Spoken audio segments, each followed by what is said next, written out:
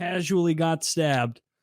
It's a very, very common thing in Scotland. It was actually really fucking bad here for a very long time. It got to the point where if you got caught with a knife, it was 6 months mandatory sentence. Like no ifs, no buts, 6 months. And then the prisons filled up really fucking quickly, and they had to like dial that back. I have a question. But yeah, we were the murder capital of Western Europe for when they fucking say decades, no knife, does that apply to shorter knives and multi-tools and stuff? Like you can be arrested for having a multi-tool. Yeah, that's insane. That's really bonkers. What if you there was a guy in Aberdeen that got arrested for having a potato peeler. Google it. Like, yeah. It's the thing is, see if you're fishing or hunting or camping, it's then down to the police officer's discretion. Like, without moving my chair, I can reach 5 knives and 3 axes. Well, keep them there, and you won't have any problems. You won't have the Scottish authorities breathing down your neck. It's weird to me that they have laws against just like sharpened edges. Like that's we have them because we don't walk the streets with a blade, and they don't have a constitution, right? I have a multi-tool in my pocket always. Yeah, that's a big difference. Don't we have like a 3-inch limit on the blade that you can carry? It's something like I have 3.5 in my head, but I'm low confidence. Yeah, that's interesting though, because there's constitutional carry of firearms in so many places where you can just strap that bitch on your hip. Does it pertain to swords? Can I throw a katana on my back? Absolutely, you can. Yeah. Sure. The one question I got wrong on my concealed carry was that it enables me to carry knives. It doesn't. Oh, I thought you could just carry knives and like by default. I'm going by that. You know, I don't think or maybe like special knives, like the ones that they do have limits on, like butterfly knives or those like ones that shoot out. Like I know they have laws about those, right? Why are butterfly knives like illegal, but you could walk down the street with the big fucking like crocodile Dundee fucking? It's got to be something from movies where that you know it's something that got legislated because somebody saw something scary in a movie. It has nothing to do with the danger. I bet you're 100% right. It totally is. It's the same with switchblades, right? Every bad guy in a movie is like flick. It's like, oh, that's a bad knife. Bad knife. see the weird thing about it is like, see all these things in Scotland, you can buy them. You can buy them and you can have them in your house. The instant you leave your garden, you're breaking the law. How do you get it home? That's true here of a lot of things. So there's a lot of things we sell here as paperweights that are just bludgeoning weapons. And like Amazon's got plenty of them. There's plenty of paperweight brass knuckles or like blackjacks or all sorts of little bludgeoning tools and instruments. They're all illegal here. See, even like the spring battens, like the police use, totally illegal. Not allowed them. You're not allowed pepper spray. You're not allowed tasers. A cricket bat.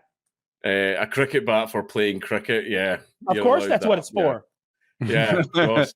What was it they say? Oh, if you keep a baseball bat in your car, also keep a mitt. You're loyal. Well, thank you. Yeah. And if I'm ever showed up to beat somebody up with a baseball bat, I'm wearing my uniform. I got cleats on. Meanwhile, you're like 36 years old. You haven't played baseball in 18 years. It's like that gang for the Warriors. Yeah, come at me. Doesn't fit right. I'm wearing that fucking like the whole uniform to court too. It came at me when I was playing ball. What were you playing, sir? Dude. Irrelevant. It's my made-up game. Speaking of weapons, because there's a lot of street violence in Scotland, that's why it was like, that stuff was like horrendously like illegal. You would get immediate time for it. But there was one big fight I was in because, like I said, like youths, we're from here. You're not from here. We don't want you here. And then the fight would start. Well, there was a fight where there was all of us and there was all of them. Everyone always goes like, oh, why are you talking about shit like this on stream? This is Scotland. This is just what people did growing up. Like, fucking, this is just the way things are here. But a guy turned up to a fight with a stepladder, a little stepladder, like a little 3-step stepladder, and we are all laughing at him and pointing at him, going like that. What the fuck? What are you going to do with that? What are you going to do with that? And then we all charged into each other. I got knocked out with a stepladder. at least allegedly, I don't remember a fucking thing. I don't remember shit. Like, I just remember, like, sort of waking up, like, after it, and I'm sort of like body jerking around and shit like that, and all my friends are going, fucking hell, man, your head ate that fucking step ladder, man. Like, you got fucked up. I would love to see a So, street gang in Scotland just, like, roll in office chairs. Various things from the supply cupboard. People going backwards. A stapler. You're eating like chicken legs, like but the bones are slightly sharpened. I do like the idea that they all have staplers, whipping them around like nunchucks, like they're the jets, snapping at you with swinging staplers around. I bet you can fuck somebody up with a stapler. It's just the weapon laws here are just like fucking so strict. Like firearms are just completely gone, like none at all. It's like you get people as well that go, no, you can like get a shotgun and you can get like you can apply for a license, but like to meet the requirements, it's just not possible. The only way that you ever meet the requirements for any type of firearms, like pistols, full ban. Pistols are completely banned. You're not allowed them, full stop. But like you can get like a deer hunting rifle or a shotgun, but the hoops and requirements you have to meet are so strict that like nobody gets it. And in order to get those licenses, you would have to have never even breathed near a police officer in your entire life. Like I got my you see even an air rifle, like a little 2.2 spring loaded like air rifle, you need a license for that as well. And my license got rejected, not for the Nazi pug stuff, not for the fucking fighting or anything like that, but because when I was 17, I was caught drinking in the street. That's why my license disallows you forever from owning a hunting rifle for something that happened like 15 years prior. So not even a hunting rifle, a 2.2 air rifle. This thing would give a deer a slight bruise. Right? It's just. I mean, I'm pretty sure those are in the toy section in America. Yeah, if you shot me with that, you would hurt my feelings. Yeah, and then Woody would respond with a real weapon. Woody'd be like, "That's neat. Here's my gun." Like, no, the reason they got banned was this happened in Glasgow. There was firefighters attending like a building that was on fire, and everyone was crowded round to watch. And some dickhead was firing an air rifle at the firefighters, but then he hit like this. He hit like this 2-year-old boy in the head, and the 2-year-old boy ended up dying. And because of that, all air rifles absolutely banned. So basically, there was shit tons of hobbyists like all over Scotland, and it was like a pretty expensive industry. It was pulling in like a few million like every year and everything like that. But now it's completely, utterly shut down because, like I said, the hoops you need to jump through, the requirements, like nobody could fucking meet them. But that was the plan. Like that was the plan, like to take everyone's fucking guns away. Yeah, absolutely. Well, that sucks. The knife thing, because they're really useful tools. Yeah, like I've got a little one I use for fishing and everything as well. But like again, even if I'm fishing and I get caught with that knife, it's down to the officer's discretion. So I was gonna ask about that. Like, are officers like, well, this guy's clearly fishing. It's a fillet knife. So some will be complete dicks. There are a lot of our police officers are like, everyone talks about like police officers on power trips in America. Ours are so much worse, and it's a lot to do with the. It's a lot worse. What is worse about them? Police officers in Scotland tend to be Protestants, which is us going back into that whole thing again. Yeah, and if you've got an Irish last name, then you might be in a little bit of trouble. Really? So they find somebody they find an O'Malley, in the middle of the lake. He's more likely to get in trouble than Smith. They deny that shit happens. They deny it happens, but it fucking happens. It happens. Huh. Well, that's fucked up. Yeah. Like not being able to have knives is so fucking foreign and bizarre. Because like when you think about a knife, like what list, where in the list when you just think knife, Woody, do you think stabbing someone? It's so low. You think like, when I think it's like, I keep a knife that would be illegal where Dank is right near my front door, and its only purpose is boxes. Purpose is boxes. Oh my God. Right now, I hardly leave bed because my leg's broken. But normally, I use my knife every day, and it's almost all on Amazon boxes. Yeah. It's something. It's removing such a utility. Like what? Yeah, sometimes you need a knife. The concept of a sharpened edge being illegal, I know, but the concept of a sharpened edge being illegal is so weird. It's like outlawing subtraction.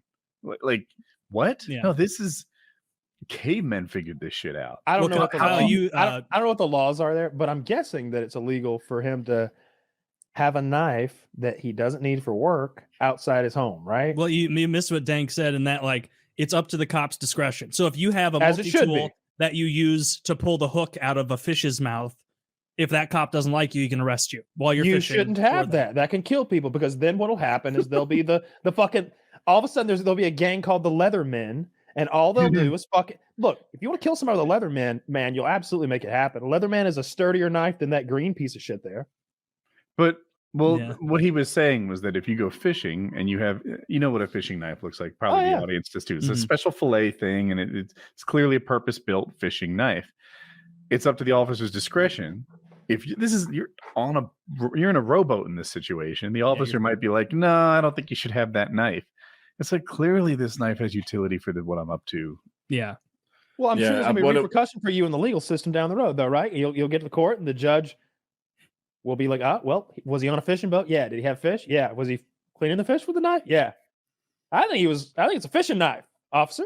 Yeah, but the thing is, you still get arrested and you still get fucking your knife confiscated and you still have to go to court and all that stuff, and that shit just shouldn't happen. Cost you money. I mean, it does, though. I mean, I got arrested for like carrying that pistol that time. They're like, your permit doesn't work. And it's like, you say so. I mean, you do have handcuffs. And you have a gun also. And did you have a concealed carry?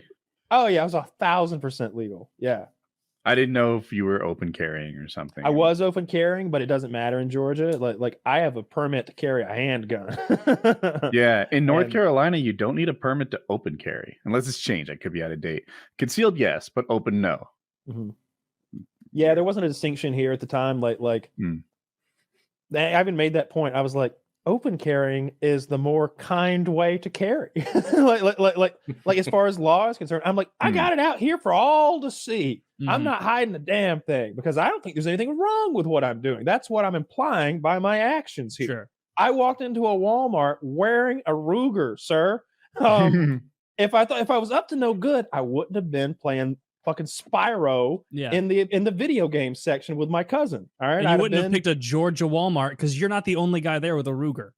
We're in Hartwell, Georgia. Okay. Like, my odds of getting out of here are slim. Yeah. If I start shooting, I'm not making it past, home. The good old boys in the parking lot are going to slay me. Dude, you go to a Southern Walmart parking lot at 11 p.m. at night, there's a crowd of guys out there who will gun you down. It'll be a firing squad. They're all in their jacked up trucks with chew in their mouth trying to fuck some hillbilly. Yeah. And they all got part guns. of their culture and to be respected. That's right. Yeah. Yeah. I didn't really think about how everyone else had one, but yeah. And in North Carolina, every so often I see someone open carry, but somehow they're able to vibe. I do this all the time. Like especially the old guys. Yeah, even I saw young ones open carrying recently, and they had this, like, if you have a problem, this is really a you problem. I do this every day vibe about them, and they were like 24, and I was like, okay, I don't know. It wasn't alarming because they didn't seem to give a fuck. No, I don't mind it at all.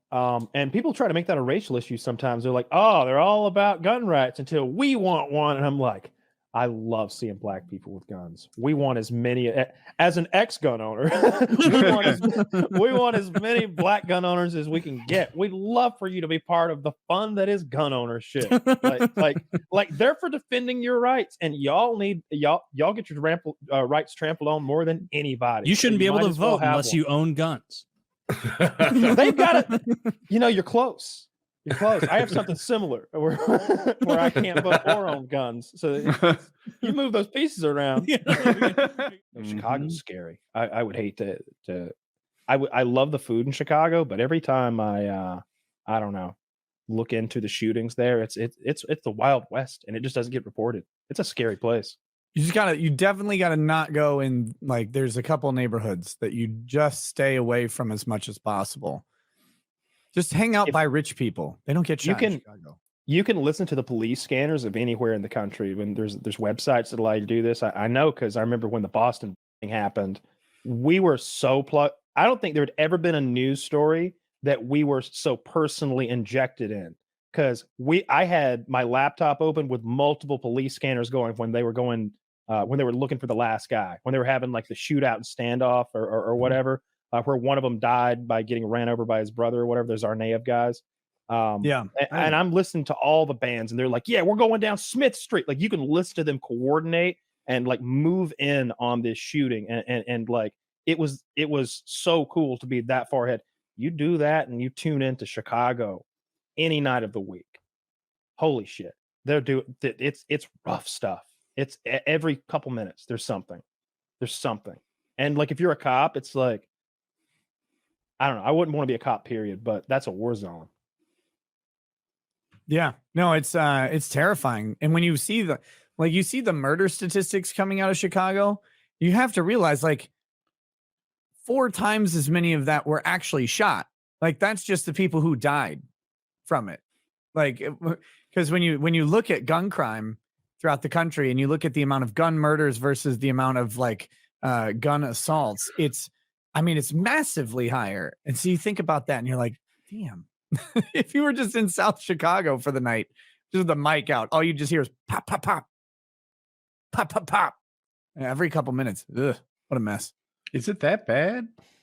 Is the shooting in Chicago really that extreme? I so many times I question what I'm seeing on the news, and I don't know what the score is. Like you can watch Fox News and they'll tell you the city of Chicago, the city of New York, they smell like urine and poop. The subways in New York are covered with human excrement, that it's this big mess, that the whole thing is terrible. And like, I've been to New York. It's not like that. I think the US is already at around 50 or it was either 55 or 65 mass shootings.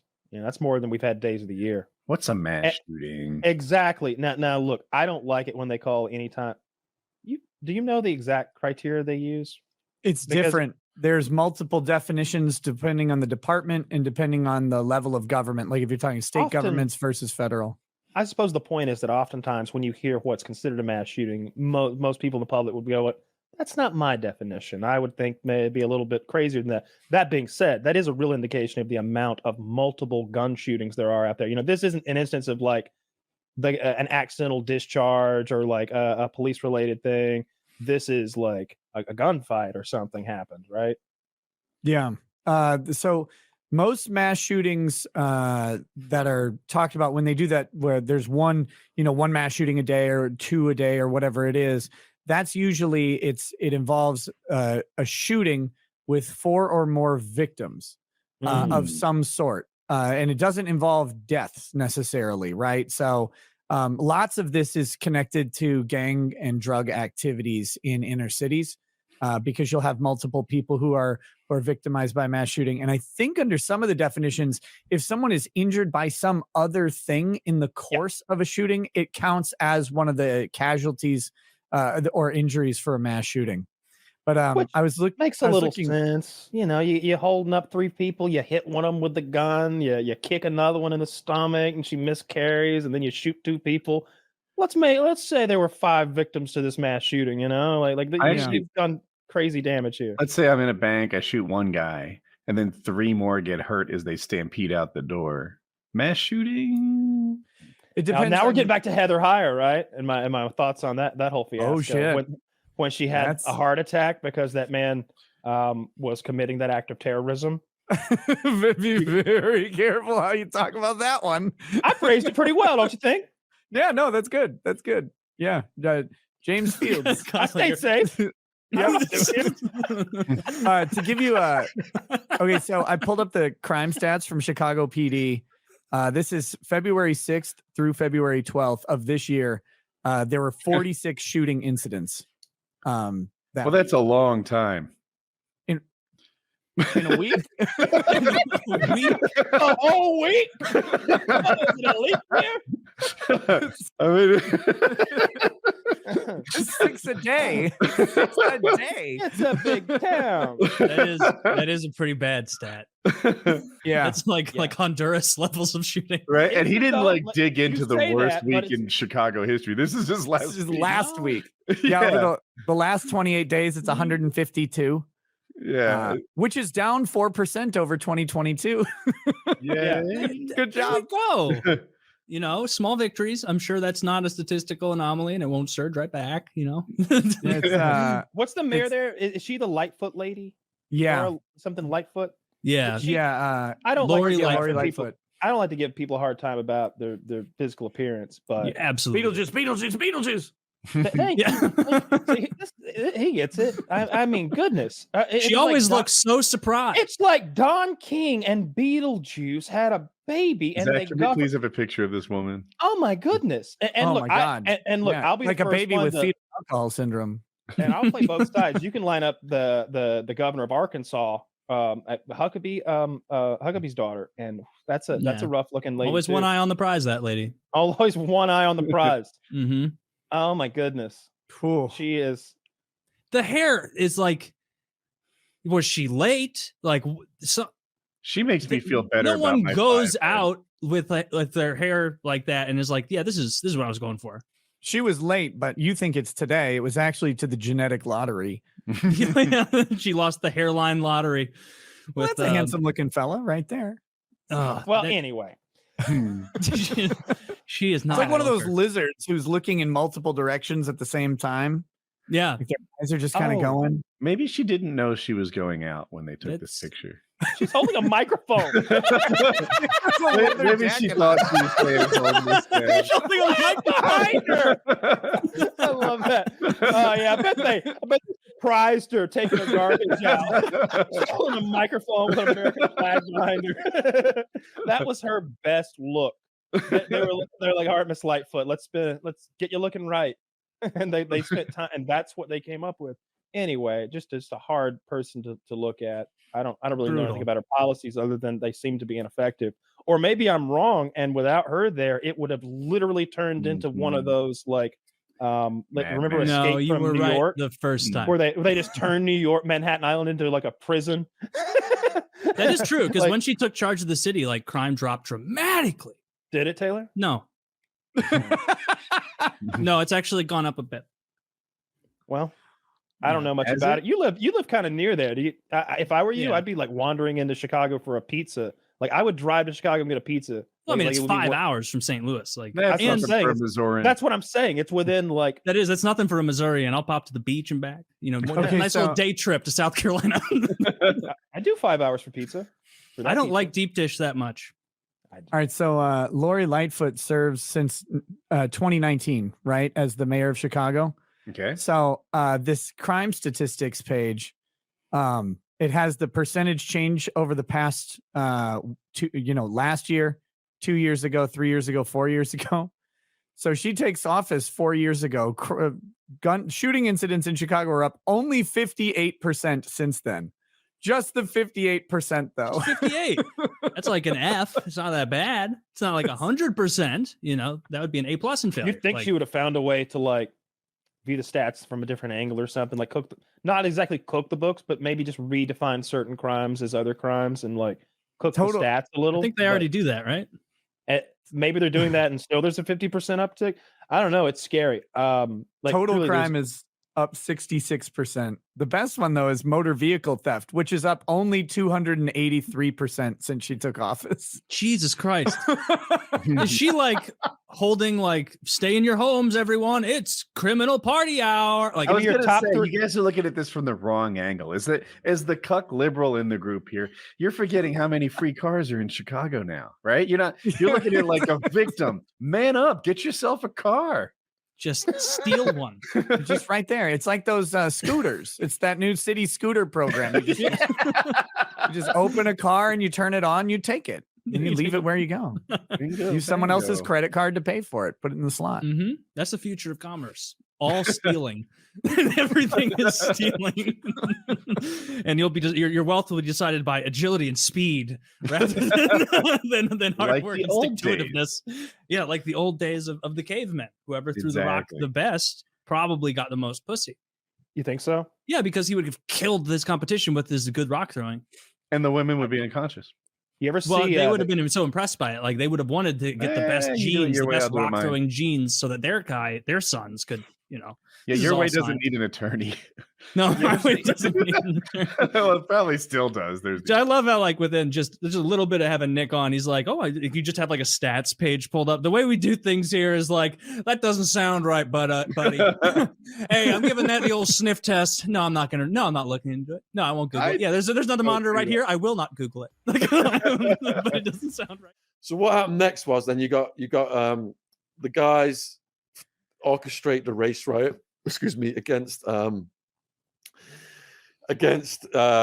SmackDown gets moved, and then there's a lot. The guards then move a lot of people in and move a lot of people out, and all of a sudden on the end cell on the upper tier, there's these 3 Italian guys, and we're like, how the fuck have all them got in the cell together?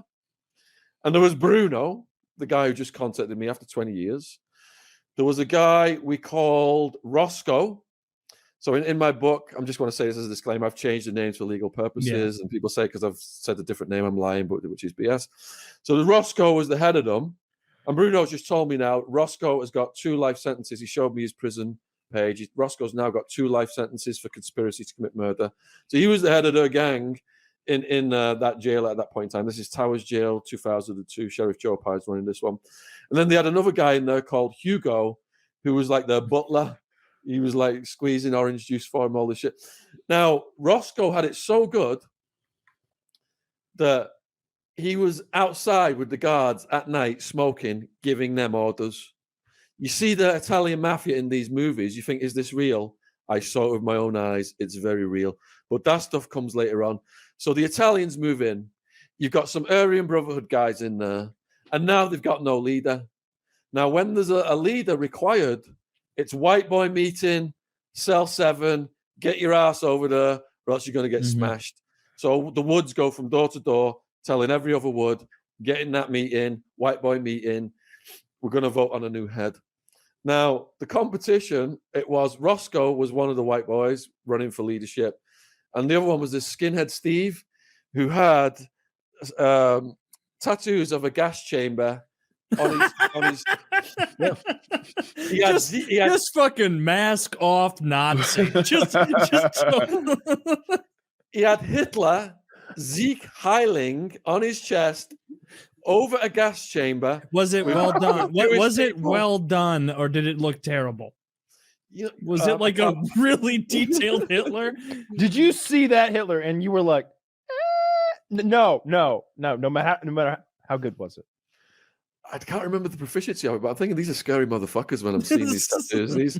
This is for life, you know. You put that shit on your chest. This is for these guys are committed. Yeah, that guy like psychos. That guy didn't like Hitler for a weekend.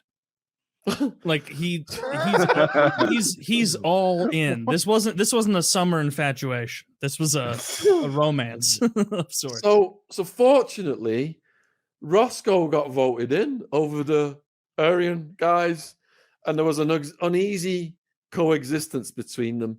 But immediately things started to change. So there became like a circus atmosphere. Like we adopted a young person called Sonny Slope who would do our laundry, and he was selling me extra cheeses. If the guards were going to raid the pod, Roscoe knew in advance, so we'd hide all our shit. And then the guards would come in, flash grenades and all this shit, and strip us naked and spread our ass cheeks and look in our assholes and trample on our pictures of our girlfriends and have sniffer dogs on our assholes and all this shit. But as soon as those guards had gone, the goon squad, Roscoe would have the guards bring us back all clean stuff, all clean bedding and towels and boxers and beach stripes. This is how good he had it. And he said, wait, was he doing that for other people too, or just himself? The whole fucking pod, man.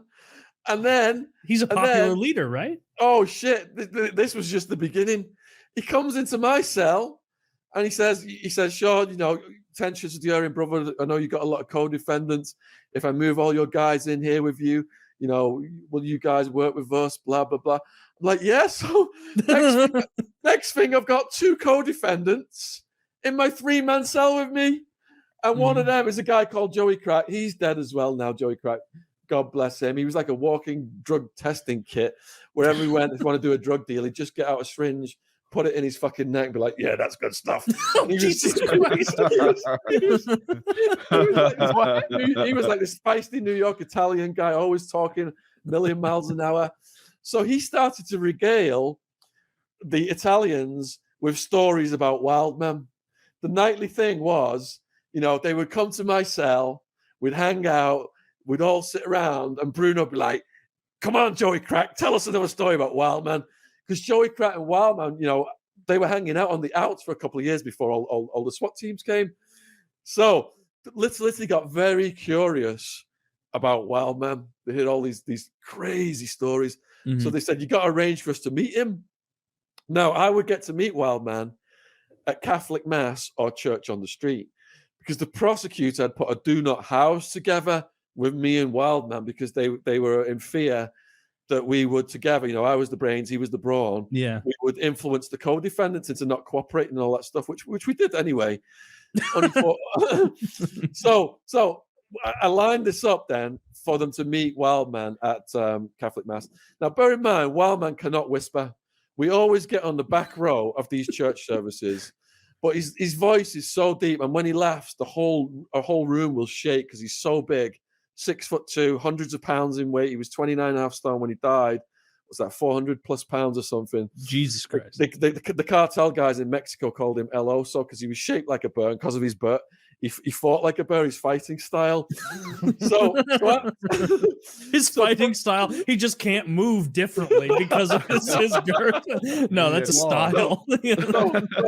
So prior to this arrangement of meeting Little Italy, I'd gone to a mass. No, it was a church on the street with Wild Man. And we were on the back row. He couldn't whisper. He's really loud. And past the wall, he's giving the sermon. And he's like, he stops his sermon, kind of like swerves it and says, it says in the end times, in Revelations, there will be scoffers and mockers. And I can hear the scoffers and mockers on the back row. Yes. He starts walking through, you know, towards me and Wellman at the back. And he's like, hallelujah.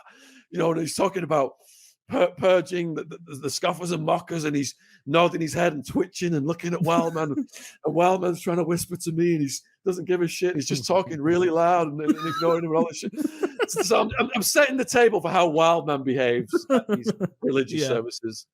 Now, the Italians are very religious, let's say.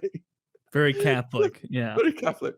So there's about 4 or 5 of them, I think, come to meet Wild Man. And there's Wild Man and my crew. There's maybe 4 or 5 of us. We've got the back row. We've got the row in front. So I'm sat in the middle. I've got Wild Man here. Got the rest of my crew on the other side. The Italians start to file in on the other side of me. Bruno sits next to me. And he's like looking over at Wild Man. Yeah, Wild Man. They are such big, powerful guys. They shook hands in front of my body, and the force of them shaking hands almost knocked me out of my seat. So they're all shooting the shit, buzzing. You know, Bruno's buzzing off Wild Man because these big crazy guys, you know, they've got that look in their eyes. They know, you know, the damage they can do to people, and they're buzzing off it. Roscoe's buzzing. Hugo, you know, Hugo's probably the most devout, and he's looking over. He was probably the most sensible out of the Italian clique. So the priest starts to give a sermon, and it's really moving. And you've got the most devout prisoners on the front row. These guys are like sleeved out in Virgin Mary and Jesus. They've got all these religious tats all over them and shit, crucifixes and everything.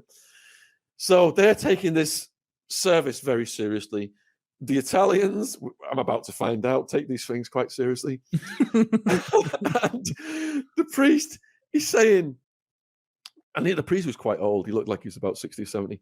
He says his mum is gravely ill. She's in hospital. And he's almost in tears, and he's asking everyone to pray for her. And this is really moving. I'm moved. The Italians are moved.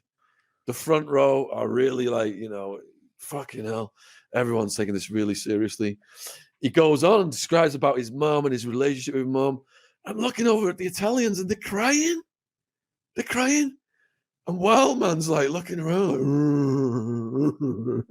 like what the fuck?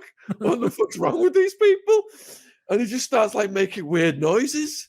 And the guys at the front row with the Jesus and Mary tattoos are looking like, shh. Like, who the fuck do you think you are telling me to shut up? You're all sinners. You think you guys are, you're the first people to snitch people out, you fuckers who pretend to have all this shit. And they're like, they're giving up on telling him to shut up. And then the Italians looking at him like, well, man, come on, behave yourself. I'll behave myself. So the priest then he's going row to row with the communion. You don't get to go to the front. He's coming to us. Mm-hmm. He comes to the back row. He's giving everybody the communion. I've got the communion. He gives Wellman the communion. Italians at it. And then he's leaving then with his back away from us to walk to the front of the room. Wild Man, at this point, spits out his communion in his hand, puts it over his eye like it's a pirate's patch. Yeah. He then just raises his arms in his head, and he's got this crazy Vikings beard at this point. And he's had an eyebrow shaved off because he's lost it in a bet. And this guy just looks like a maniac anyway. Imagine him with one eyebrow gone, a Viking's beard. He's got the communion patch over his eye. And he just goes,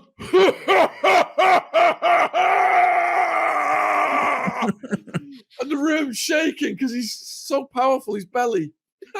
He goes, look at me, everybody. And then the whole room just turns around and looks at him. But the priest is oblivious. He's walking to the front. Wild Man just grabs the communion. And I can see the Italians getting upset. And he fucking launches it like a frisbee. Launches it at the priest, who is almost at the front of the room. The communion is like going whoosh, whoosh, whoosh, whoosh, almost like a fucking flat Earth UFO fucking thing. It's almost skimming the ceiling.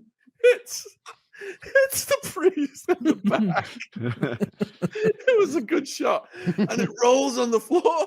And Hugo, he fucking starts screaming at Wild Man, shaking his fucking jumps out of his seat, runs to the front of the room and grabs the communion, hides it before the priest can see it. Then after that service, Wild Man, he's in the corridor, he drops his trousers, he starts mooning the guards, showing them his ass crack. He gets taken away, fucking cackling and screaming. Did that ruin your relationship with the Italians? Because I know how seriously Italians take Catholicism, which is twice a year. They're very serious. Yeah, Bruno said Wild Man was just like a big-hearted maniac, and that people couldn't, like the AB guys didn't fuck with him, the Italians didn't fuck with him. He made his mark, and everybody knew he was with us. And if I'd have gone in there on my own without him, heaven help me, because he did protect me in many situations. And just the fact that people knew he was in with us, he's a good guy to get arrested with, basically. It sounds like it. Let me just say then, because that's very sad about what happened with the priest. And in the next mass, the prayer had worked. His mum had been released from hospital. He got a standing ovation. And I just wanted to make sure this story had a happy ending. Yep. Did have a happy ending. Yes. And you know what? If I were in prison, I would definitely start going to church. Like, at the very least, it would be a different place to be for a while. That's where everybody... I could see prisoners doing that. Where like, I'm not sold on this, but I get to kind of escape for a bit and think about something else. That's where the prisoners share their drugs to the other buildings. And also where you get to see your mates if you can't be around your mates. Now, Little Italy, like I said, they had it so good. There was like people doing backflips off the day room tables. And it was like the circus atmosphere. There was this giant hippie who had a diamond stored in his arse, in his behind. We called him John the Baptist. There was a guy that was the head of the Aryan church. And it was the best we ever had it. And then one day, Roscoe just said, fuck it. We're all going to go have a day trip out. And we're like, what do you mean we're going to have a day trip out? We're all going to go to Muslim services. So to get to Muslim services, to get to any services, this is a 45-man pod, right? Mm-hmm. To get to any services, the guard will announce it and say, first 10 at the sliding door. And fights can break out to get to the shit. But Roscoe always had a heads up on before the announcement came. And he'd tell us all to get down there. Church on the street, jumping Bill. That was amazing because we'd all end up jumping up and down, pogo dancing in that one. So we go off to the Muslim services.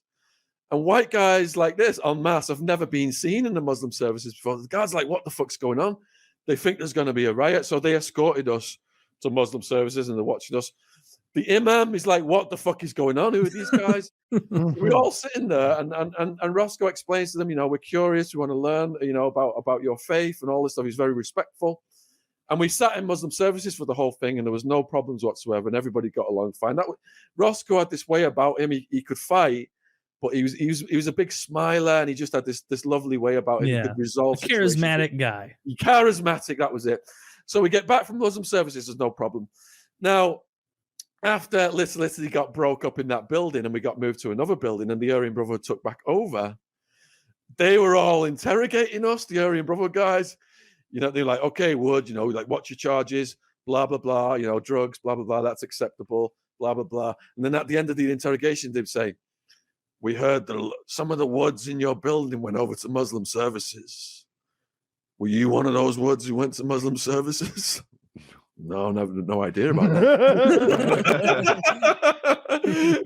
Yeah, but when Roscoe finally got sentenced, oh my God. So when you get sentenced, they move you to another part of the jail for a couple of weeks, and then the Department of Corrections come and get you. So all the sentenced people got moved except for Roscoe. They kept him with us until the very end, until like his last couple of nights or some shit. So when the guards come to get him, he literally had a standing ovation fit for a war hero. Yes. I've never seen anything like it. Proper Goodfellas, how these guys took over the jail. He would move anyone into your cell. He would, help you resolve your disputes. If he had to fight, he would fight. And the guards took him away, and we were all like deeply depressed and sad because they took Roscoe from you. An hour later, he came back. The guards brought him back. We're all pounding on the day room table. Yes! I wish I was that popular. Like, how the fuck did you do this? Roscoe! He told the guards that he forgot something and needed to come back. And the guards just... He had his girlfriend come in as a lawyer in the legal visit room, giving him blowjobs because the guards can't come in because of the legal... the confidentiality. and then one of his guys, his girlfriend made friends with my girlfriend, and they told me, bring your girlfriend at the same time as our girlfriends. I'm like, cool. And then we got extra visit time together. So one of the happiest days of my life was when those guys asked me to start working out with them, because I knew they'd accepted me into that Little Italy clique. But if we could get Bruno on here, viewers, tell us in the comments.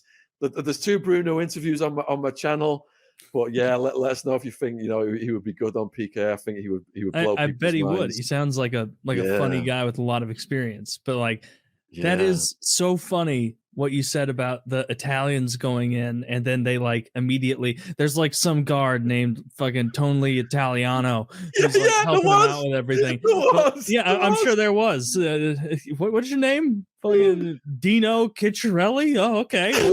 You sound neutral. Go handle the Italians. But because that's what happens in Casino and those movies where they're and then we went in prison, but we still got our razor blades to cut up our tomatoes to make the mother's sauce. So we're not all the other shit they're talking. I thought that was totally an old timey thing. I couldn't imagine that in the early 2000s some Italian guy shows up and just starts running it.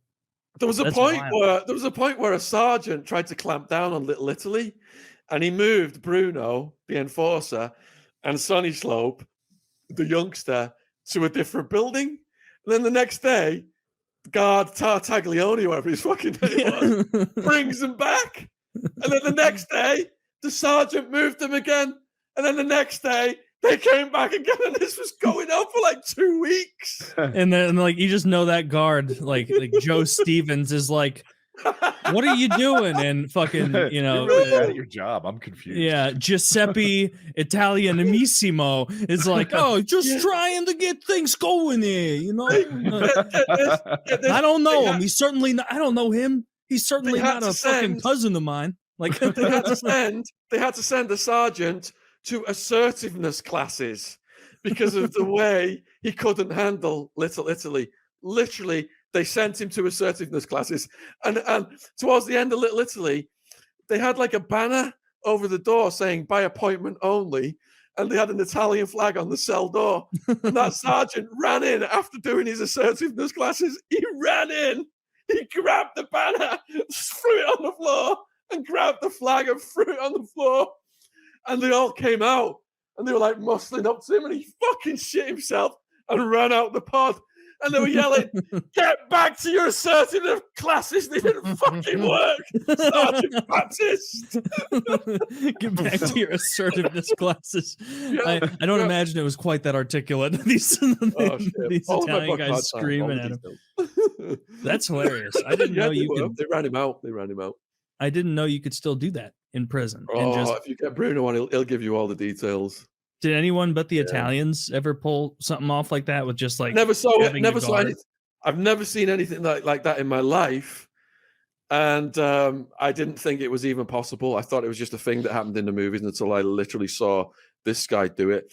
And the family he's from, Roscoe, must be a formidable family. Mm-hmm. And Bruno showed me the paperwork now. You know, he's serving life in super maximum security prison in Florence, Arizona for 2 conspiracies to murder. So serious people. Yeah. Sounds very, very serious people. Conspiring to murder not once but twice. Maybe murder's not your path in life. if you just can't figure it out.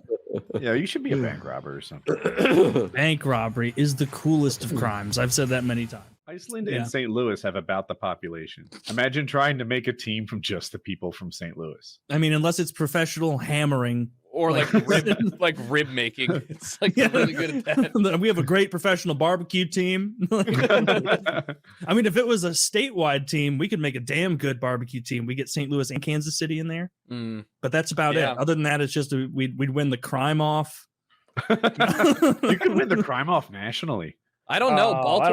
Baltimore might have a word like Philly. What about Baltimore, DC, Detroit? They all pale in comparison. And whenever I look, Baltimore had more murder per capita or more murders than days in the year for like 13 years straight. I would love if let's get a per capita. Took this horrible trophy from St. Louis. So what about Gary, Indiana? Isn't that like actually the worst place in the world or in the U.S.? All right, number 1 murder per capita is St. Louis, Missouri. And number two is Baltimore, right behind it. Look at us, St. Louis at 69.4 murders per 100,000. Baltimore 51.1, right behind. New 58. Orleans. Oh my God. No, I'm just New Orleans. Oh, third place, a paltry 40.6. Detroit murders. Gets all this credit for how tough they are, and they have half your murder rate. What a bunch of losers! Like a third. I'm running low on population. DC 19th place. I didn't expect them to do so poorly. Kansas City 7. I always thought of that as like the safe city here. It is the 7th most dangerous city is twice as safe as St. Louis. There's got to be a plot. Nobody goes there. I would love to see a Data is Beautiful of like seeing if there's a correlation or causation between like how boring and cold the city gets in the winter and how many people die or get murdered there. Because like Baltimore, pretty fucking boring and cold in the winter. St. Louis got to be up there. Mm-hmm. You know, like I mean, that'd be interesting because then you would expect a city like Edmonton in Canada to be flush with murders, and I bet they're pretty safe. Canadian murder rate by city. I would think the heat would be the problem. Wait, okay, listen. I'm going to tell you the highest, the one that popped up as a major one was Edmonton at 2.2 per 100,000. Thunder Bay though, Thunder Bay is crazy at the highest of 5.5. Listeners, by comparison, 2.2. St. Louis 69. How many people are in Edmonton though? It's per capita. Yeah, it's per capita. Oh, it is per capita. You're right. I'm an idiot. I don't think there's a lot of people in Edmonton, but that's like Edmonton is. I'm pretty sure that's their coldest, northernmost like major city, right? Edmonton? Everything above that is like bullshit, like just freezing wasteland. Inuit. You have questions about Canadian geography, you come to the right place. Yes. Well, like fuck, it's Canada. Like 30% of them live in Toronto or something, maybe 20%, something like that. It is 25. Maybe is it? I'll trust that. I'll trust your estimate based on my guesses. No, I thought it's like 80% of the population lives within like 20 miles of the border. Some shitty like stat like that. Yeah. They really should just be a state. Like I one of our disagree. States. If they were a state, then we could connect to Alaska, which would be cool. Yeah. And we could divide Canada into 50 more states, so we have 100 stars on our flag. Oh, can you imagine 2 senators coming from some patch of ice getting equal votes? What do you California? mean? That's what we do with Wisconsin. I mean, or I'm sorry, Minnesota. What other? No, but these would be states. Like these would be states with like. Right. These would be states with like literally 11 people. Oh. And like 25% of their population are senators. Yes. That'd be great. Yeah. I mean, or yeah, we could break New York and Cali into 5 each, and then we only have to make what? But they wouldn't all be Democrats. Only 90. It would be more representative. I don't know. I'm more interested in getting an even 100 stars. I would rather keep it 50. We combine the Dakotas, right? Get Puerto Rico in here, and then let's combine the Virginias. They also have a weird naming scheme. No. They do have a weird naming scheme, but they don't. Combining them makes no sense. You can't combine North and South Carolina. They're also the same. I mean, very different. Like culturally, I do base it on the names. I say we just merge Idaho and Montana because that's like 800,000 people. No, these states would be too weird looking. I don't like the way North and North South and South is good. That's a square. That one, okay, that's the one I'm okay with. Idaho and Montana, that'd be some weird ghastly monstrosity. Yeah, but look at what Maryland looks like. It's the same. Just I bitched Maryland about that this other episode. Gerrymandered. Like Maryland is maps. It has to be, in my opinion, humbly, the ugliest state outline. That shit doesn't make any sense. Isn't it because of West rivers? Virginia? Because of rivers, right? Yeah. But like the glorious Alpha Chad geometric Utah, which is just like fucking draw lines in the sand, call it a day. Like that. Satisfying. I mean, that's Colorado. Why'd you pick on Utah and not like a Dakota or Wyoming? I because I think in my head Utah is more square. Colorado would have been the correct choice here. Yeah, I might be wrong because Utah has that little jut. Utah, yeah, but it still looks pretty good. Proudly taking. Oh, you're right. Utah's territory. More square than I thought it was. Well, I should have known that. The way we did states was like when you start on a project and you're really into the intricacy of it, and towards the end you're just like, this is fine. This is okay. Colorado and Nebraska is pretty solid. I mean, look at that. Colorado and Wyoming, two alpha squares. Yeah. That's good. New Mexico gets fucked a little bit because they have that little hang off. Let's give that hang off back to Mexico. Make them a nice square. Yeah. I mean, Texas, we got to lock Texas off. We got to get rid of that. What if we get like an autistic president and he's like, they all have to be squares? It's the only thing he works towards for 4 years. Like, we need health care. He's like, well, we'll get to that right after the great squarification. America is a grid system, and that's how we're just going to be. You live on the 89th parallel. Oval Office? Not in this administration. It's like when Norwegians take over. We've got Scandinavian design leading all of everything. Yeah. Like... Destiny, I know you're like me, a fellow Midwest boy. Does any part of you ever think you'll make it back to Omaha or anywhere in that region, or are you? I get depressed just flying into that city. If my son didn't live there, I would never, ever go back. It is actually agonizing to be. I don't know why. This is going to sound really, I don't know, privileged or disconnected or something, but just like, I feel like there's just like nothing for me that exists there. Like in terms of like everything that I do online, like the things that I'm interested in, the issues I talk about, like who my friends are. You're an internet being, and you still feel like this physical location has nothing for you. Now, yeah, it's just like when I'm flying into Omaha, like I'm looking at the whole city, like what is there for me here in this entire city? There's literally nothing. What's in Florida? Yeah. Miami just seems like a cooler place. My wife likes to be here. I have some friends down here that I know personally. I mean, weather, that's huge. Well, I came from LA, which has like perfect weather, so it's hard to compare to fucking Miami. But Did you own a place in LA? No, always apartments. I own a house in Omaha where my kid and my kid's mom live in. But yeah. Roger that. Yeah, I would just because real estate's so insane. Like, I bet if you had a place in LA, it would have grown to like half your net worth. Yeah, maybe. Real estate is the that's real something estate... that we haven't figured out yet in the United States. We're getting pretty close to having to do something about that. Yeah, dude. Is it going to crash again, like 2008? Well, I don't know what it's going to do, but maybe. In Raleigh, they're like, it takes 40% more money to buy a place now than it did a year ago. The problem is that, like, before when it crashed, okay, everybody says that it's going to be like 2008 again. The problem before was that mortgages, through a whole bunch of weird tricks, got like plugged into all of these like international investment markets that just drove the fucking demand for these types of like financial products, mortgages and shit up insanely high. The issue now, though, is that slowly over time, what's happening is there is genuinely a massive fucking demand to live in cities. That's not artificial. Like, some of the prices have probably been driven up because of a combination of inflation, a combination of some supply chain stuff, a lot of which has been resolved. But I think like people keep looking for like these ways, we got to build affordable housing, or we need to like raise the interest rates. You can try to do tricks like that, but we need like to genuinely overhaul how we do zoning in the United States, because there's more people that want to live in places than there are houses, and the costs are just going to continue to go up. There's no way to get around that. It's like a physics problem. Like, but the people don't want to live in the kind of houses that you just proposed, right? You're like, you change the zoning, and what he means is change from like low and medium density housing to high density housing. Yeah, like Americans need to get over themselves and learn how to live in fucking high density places, because it is a 7 trillion times higher quality of life. And until they figure that out, they can starve on the fucking streets and be fucking morons. It's so unbelievable. That quality of life thing is a matter of opinion. There are people who would be like, I'd rather drive 40 minutes to my house with a yard and a swing set than drive 15 minutes should be able to do apartment. Then yeah, they should drive 2 hours out of the fucking city to go live where they want. But actual cities should be actual cities. In the United States, like, it's true here. It was true when I lived in Glendale. It was true when I lived in Culver City. It was true when I lived in Huntington Beach.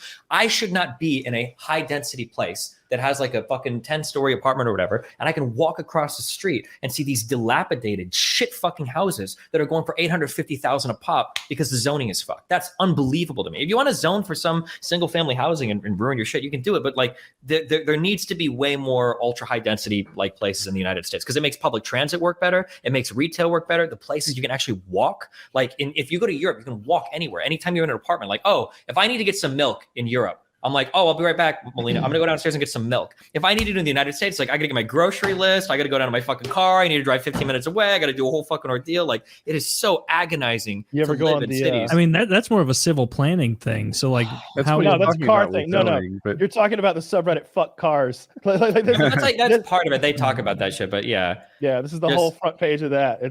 Because if you eliminate cars and the infrastructure to facilitate them, then like life just improves so dramatically. Does it really? If you live in the suburbs, well, like, there's no way for me to walk to the store comfortably. What they're saying is you can get rid of the suburbs and just create more density, or like move. So I have to lose all my room in my house and live in an apartment. Well, no, we're not saying. I don't think the fuck cars people want to like. Okay, well then fuck that plan. Fuck you. No. I think what they want is for there to be no cars in the cities. Okay, well they can have no cars in the cities while they're getting beaten up and murdered at high rates. Like, and I obviously am biased because I live in St. Louis, which is the most dangerous city in the country. Do you live in Don't answer this if you think it's the wrong question. Do you live in the St. Louis city, or do you live in a nearby place? No, he's downtown. I lived in St. Louis City for 2 years, a couple of years ago, up until the very end of 2018, and then I bounced to the suburbs, and I like it a lot more. I just because like I have a Raleigh address, but you guys everyone's seen my house from the Google Maps. Like, even though it's a Raleigh address, it's not really densely popular. Same thing, yeah. Like I could get mail delivered to me with a St. Louis address, but I am not near the city. Like I'm not at all. No, I'm by design. And I mean, St. Louis is definitely different than some of these other cities he's talking about. Like St. Louis is a third world hellhole downtown, and that's not exaggerating. Like it's. I remember I know a lot of my friends now that none of us have ever been like, oh, be careful. But now it's like, damn, if I go to the Cards game, I gotta stay in Ballpark Village, otherwise it's too scary. There's weird a lot of US cities that have these problems. Go ahead. I'm a world away from places that are 6 miles away. Like whenever I see like murders and shit in the news, they're not far from me by paramotor. Like it's a very different environment from like my yard and my neighbors. Like they all seem like nice people, but it's not that far. Like I am in Raleigh. So what were you saying, Destiny? I was just saying I would get so mad like in 2015, 2016, because this is when I'm debating like white nationalists and shit. And they're always like, you got to look at some of these cities and how dangerous they are in fucking Germany and Sweden. And like there has been like an increase in crime or whatever. But it's like, okay, bro, but like, have you ever been to LA or Chicago or fucking Seattle or Miami or like any of these like major US cities? Because dude, they're like, it is another level of insanity in the United States for how dangerous some of these places are. Yeah. Like I remember going through some European cities, like I'll ask friends, and I still do this, I'm a fucking American, I'll be like, are you ever worried about like, getting shot here? And like, getting shot? What the fuck are you talking about? We're not in fucking Russia. You're not gonna get fucking shot. No, we're gonna get stabbed, like, idiot. Yeah, you get stabbed. Yeah, but hey, listen, I'll take my chances against some dude across the street with a knife versus some dude with an AR-15 that comes in and decides he wants to kill white people. Okay, listen. But like, yeah, I don't know. It's we're in a really sad state of affairs for a lot of US stuff. And the thing that bothers me is I know we can do better if we could recognize that there was a problem so that the political will would exist to fix it. But we're just not there right now. And it's very frustrating to me that I go to I remember in 2013, I lived in Warsaw for 3 months and I'm thinking like Poland, shithole country. Obviously it's Poland. And dude, in 3 months in Warsaw, I never needed a car ever, a single time. I could ride the tram and the buses. Even like looking at the maps without speaking the language. I got around that entire city. I never felt like I needed a car ever. And I could everything was actually nice. Everything in Europe is so much nicer. Or like trains, like I can go from two places that would be like a 3-hour flight and go to the airport or the shit. I can take a train for like $60 to go from 2 hours, and it's like the easiest, nicest ride ever. And like, yeah, I don't know. There's American cities are very, very, very frustrating. Yeah, I mean, but it's almost like, what is to be done about it? Like at this point, so many things have been built up in the suburbs, like that. Most people prefer to be built out to be living further away. I have a good time. I drive into the city. You get right to like everything's so concentrated, and then I drive out of the city and I go home, and it's great. It's perfect. Yeah, I like the suburbs too. It's great. I have a giant home gym in my basement. It's safe as hell. I have to drive everywhere, and if I want to go to the city of St. Louis, it's quite a drive to see a Blues game. But guess what? I don't fucking go to St. Louis very often because it sucks. Like that's why I don't go. It's not necessarily because of the crime or anything like that, although that does play a part when you're talking about a city like St. Louis. But it's just that the crime has driven out all of the fun stuff out of the city, other than Busch Stadium with Ballpark Village right there. Like that, they have like an area with bars and stuff, and that's literally it. It feels like a few years ago they built Ballpark Village to be like, hey, you can go to fun bars and stuff right from Busch Stadium where the Cards play. And you cannot leave that area. You can just stay right here the whole time. And now, like, that area is getting dangerous. There was a murder in the middle of Ballpark Village like 2 weeks ago. A guy was watching a sports game and got shot in the head. Like, what? It's a horrible place to live. And I don't want to be here. Good. I remember that stupid fucking... Do you remember that stupid fucking Seth Rogen tweet? Where he tweeted out, Casey Neistat tweeted out something about how he got robbed in LA and he just got so pissed off, and I would get pissed off getting robbed. And Seth Rogen tweeted out, oh, well, I've been robbed like 15 times. I don't know. I don't think it's really a big deal. Like, I've never felt violated. Like, bro, what? I hate you so much. I'm just worth $60 million. I don't mind getting robbed. Shut up, bigot. What an unbelievably fucking stupid fucking... I hate these people. Oh, I was going to say, so... I mentioned on PKN this week that my friend Big Mex that I play PUBG with, he was telling us while we were playing, he's like, yeah, so I own some properties down here in Mexico, went out in the backyard yesterday, count them, 2 human heads in my backyard, fresh human heads, disembodied human heads, fresh human heads in my backyard. And we were like, what? That's fucked, man. And I believed him, but it was like, maybe he's just pulling my leg. He's like, you guys want to see pictures? And we were like, no, we don't. But then I mentioned it to Woody and he's like, what? I'd love to see some pictures of some human heads. So those have been forwarded to you, Woody. I don't know if you've checked them out yet, but if you open your email right now, you could look at those human heads live on the show. I don't think he said. I've been on top of my email. And I don't have any it's Chiz posted right there the particular email they were sent to. I don't want to say it out loud, you know. Okay, thank you for that. Let me see. But they were They were sent to Chiz, and Chiz forwarded the pictures of the human heads onto you. They are good luck. I do not want to see the human heads. Well, I've seen that's too a many bummer. human heads on the internet. Their souls will never go to the afterlife now. is that what the Native Americans thought? Yes. Who is this guy? He's a guy I play video games with online. I don't actually know him or anything. I know him as Big Mex. I imagine he's a large Mexican man. But he found some he's heads. part of our whack pack. He's Cartel Carlos. You know, he brings his own heads. Yo, Holmes, I got all kind of body parts. You want to see body parts? I got them. If I wouldn't be really that chill if 2 body parts, not even heads, showed up anywhere around my home. Well, I'd be like, they didn't just leave this here on accident. They had the wherewithal to get rid of the rest of the bodies. So clearly this is here left for a reason.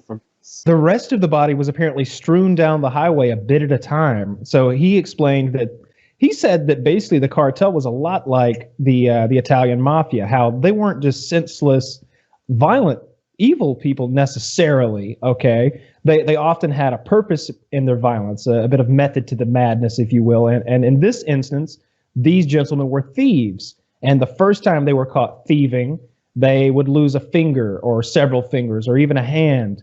But this was the second or third time that these 2 had been caught. And so they were completely disembodied, and the heads were left there, the torsos a bit farther down the road, and like the hands, just they were scattered about, strewn down the Kyle, tell your friend to send me more pictures. I can't make heads or toes out of this thing here. It really looks like 2 gigantic sliced up baked potatoes, and they fill most of a pickup truck bed. They're still in the pickup truck bed. And I just don't see faces in it. How do 2 heads fill most of a pickup truck? Well, you're in luck. I'll send it on to you. Okay. I want to see it now. Come Here, on. just tweet it out, and I'll see it. I'm not exactly I'll give you sure an how to RT. say this. We can both get suspended. Holy shit, man. Yeah, he told me a story about some other guy who was apparently like some semi-famous Mexican singer, and he had slept with a cartel member's wife, and they let it slide the first time, but he slept with her again and they caught him. And so they cut his dick off, shoved it in his mouth and shot him.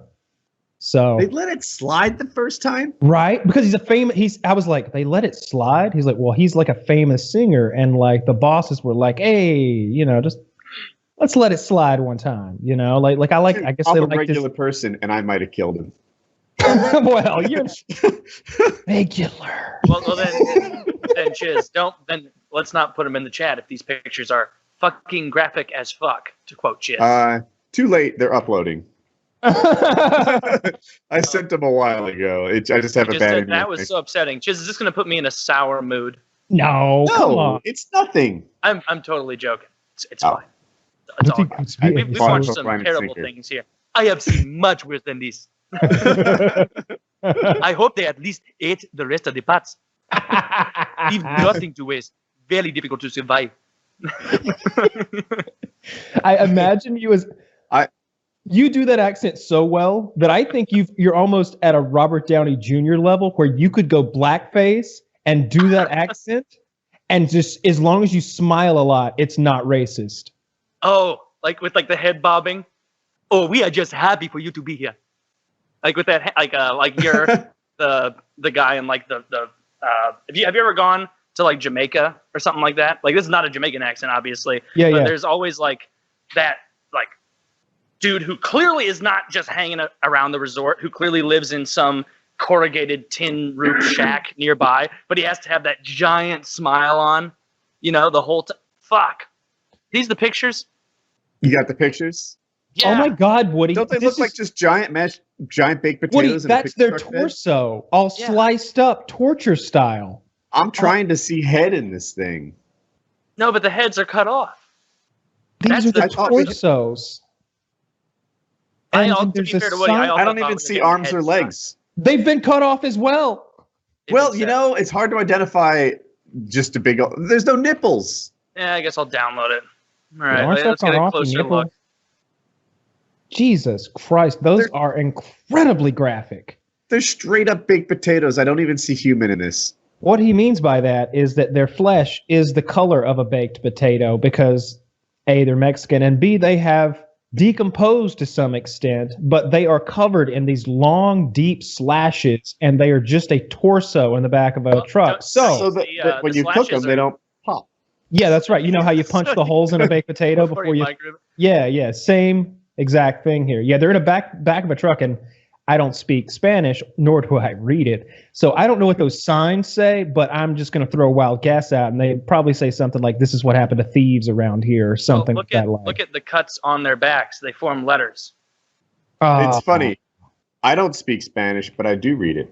Esto España, los que apoyo a los It's get a little fuzzy. Claros. Playeron en Apara de Zinan, and then the rest is too fuzzy. I don't know. God knows what you just said. Yeah, I don't know either, but I swear I can summoning the cartel Spanish. to his home. he's saying this is a message for the cartel boss. These are the poster boards that these two gentlemen. My name is Woody. Like that's what it translates to. What if it translates to like these are the poster boards that these two were holding up? You know, threatening the cartel before we cut their heads and limbs off and carved. Cartel on this. We have no beef with them, and we don't want them to come hunt us down and murder us. I mean, Woody might. I can't. The cartel it depends on what he read with ISIS and see where that goes. I mean, geography might be a difficult play there, but aside from that, ISIS has been so wiped out. Like you gotta say the cartel would fucking trounce them. Like it wouldn't be close, you know, like the drug money they have. Or then again, ISIS has got that Iran money. Yeah, ISIS has money, and there's still thousands of them. But there's way more than thousands of cartel members because there's way more than one cartel, right? Like there's. I know all of this from Narcos, and that was Colombia, so I'm making some assumptions. But good coffee. I got some coffee called Igniter or something like that. It has twice the amount of caffeine as normal coffee. It is really getting me fired up over here. I'm definitely feeling it. I feel like I'm vibrating a little. How long has Ben been gone? And what percentage of the show has been? Appropriate amount of time. He's like 50-50. He said he was. I was looking at the dead bodies. I didn't notice. Yeah, that's a hard 29. Well, I mean, he's like. I'm here. He may have just been working through some dysentery. Yeah, that you got. that dirty water that you did. I was surfing today, and I think I swallowed a turd. And oh God! It's not just sitting well. I was letting you guys work through that one. I have a pretty wide envelope, but whew. Yeah, oh, really? You couldn't hang with that? I thought you'd be right there with us. Was it the Mexican Cartel or the dead bodies? He didn't want to offend the cartel. That's what this was all about. No, we show respect to the cartel. Yes, you know? Yes, we do. They sell lots of drugs. How bad is it? The image? Well, they're right here for your viewing. No, not the image. The cartel. Pretty bad. Well, I mean, like, cartel? Look up dismembered people cartel in Google. People made into salads. They literally do that. They chop up people, and then they put like heads of lettuce and tomatoes. Yeah, and they feed them to their family. That part I think is fake. I made that up, but that might just not have made it to the news. I made that up. They get creative though. I've been to Mexico a bunch of times, and I guess obviously right over the border, it's not too bad. An hour or two into the board in surfing, because Baja, Mexico is like pretty minor. People act like it's California. Yeah, well, I mean, Tijuana is really close to the border, and isn't it really dangerous? I'm sure it's pretty gnarly, but I mean, I know people that go there to party, so I don't know. I know people that go there for surgery. Yeah, I do too. We had a friend who was considering, I'm sure you're aware that, like, you know, you get like dental work in Mexico done like really cheaply. And I've heard of people going to like Costa Rica and getting dental work done and all kinds of stuff like that. You know, it's a third the price, a quarter the price, shit like that. And if you need like a full, sometimes dental work can be $40,000. Well, our friend was intending, he's not going to do it anymore, but he was going to go get this weight loss surgery down there. And it was like all inclusive, $5,000. It was like, we pick you up from the airport. We put you up in the beautiful Ramada and we cut you apart and then send you right back home. And it was, well, he was going to die. He was just going to die. Why'd he bail? Because he was going to die. And we convinced him that he was going to die, I think. So now he's going to get did he say, like, is that the reason he's not going to do it anymore? Because he heard us, or maybe did some research on his own and was like, it seems like risky business. Yeah, pretty much. Like I doubt he's crediting us, but I would say, you know, maybe he did some of his own personal research. He got enough of his fans like coming at him and be like, dude, just save up an extra, you know, $15,000 to get that shit done in the US of A. That way you don't get septic on a Mexican highway somewhere and dumped in the ditch or something like that. When did he say, Kyle, do you know that he's not going to do it anymore? He said on stream.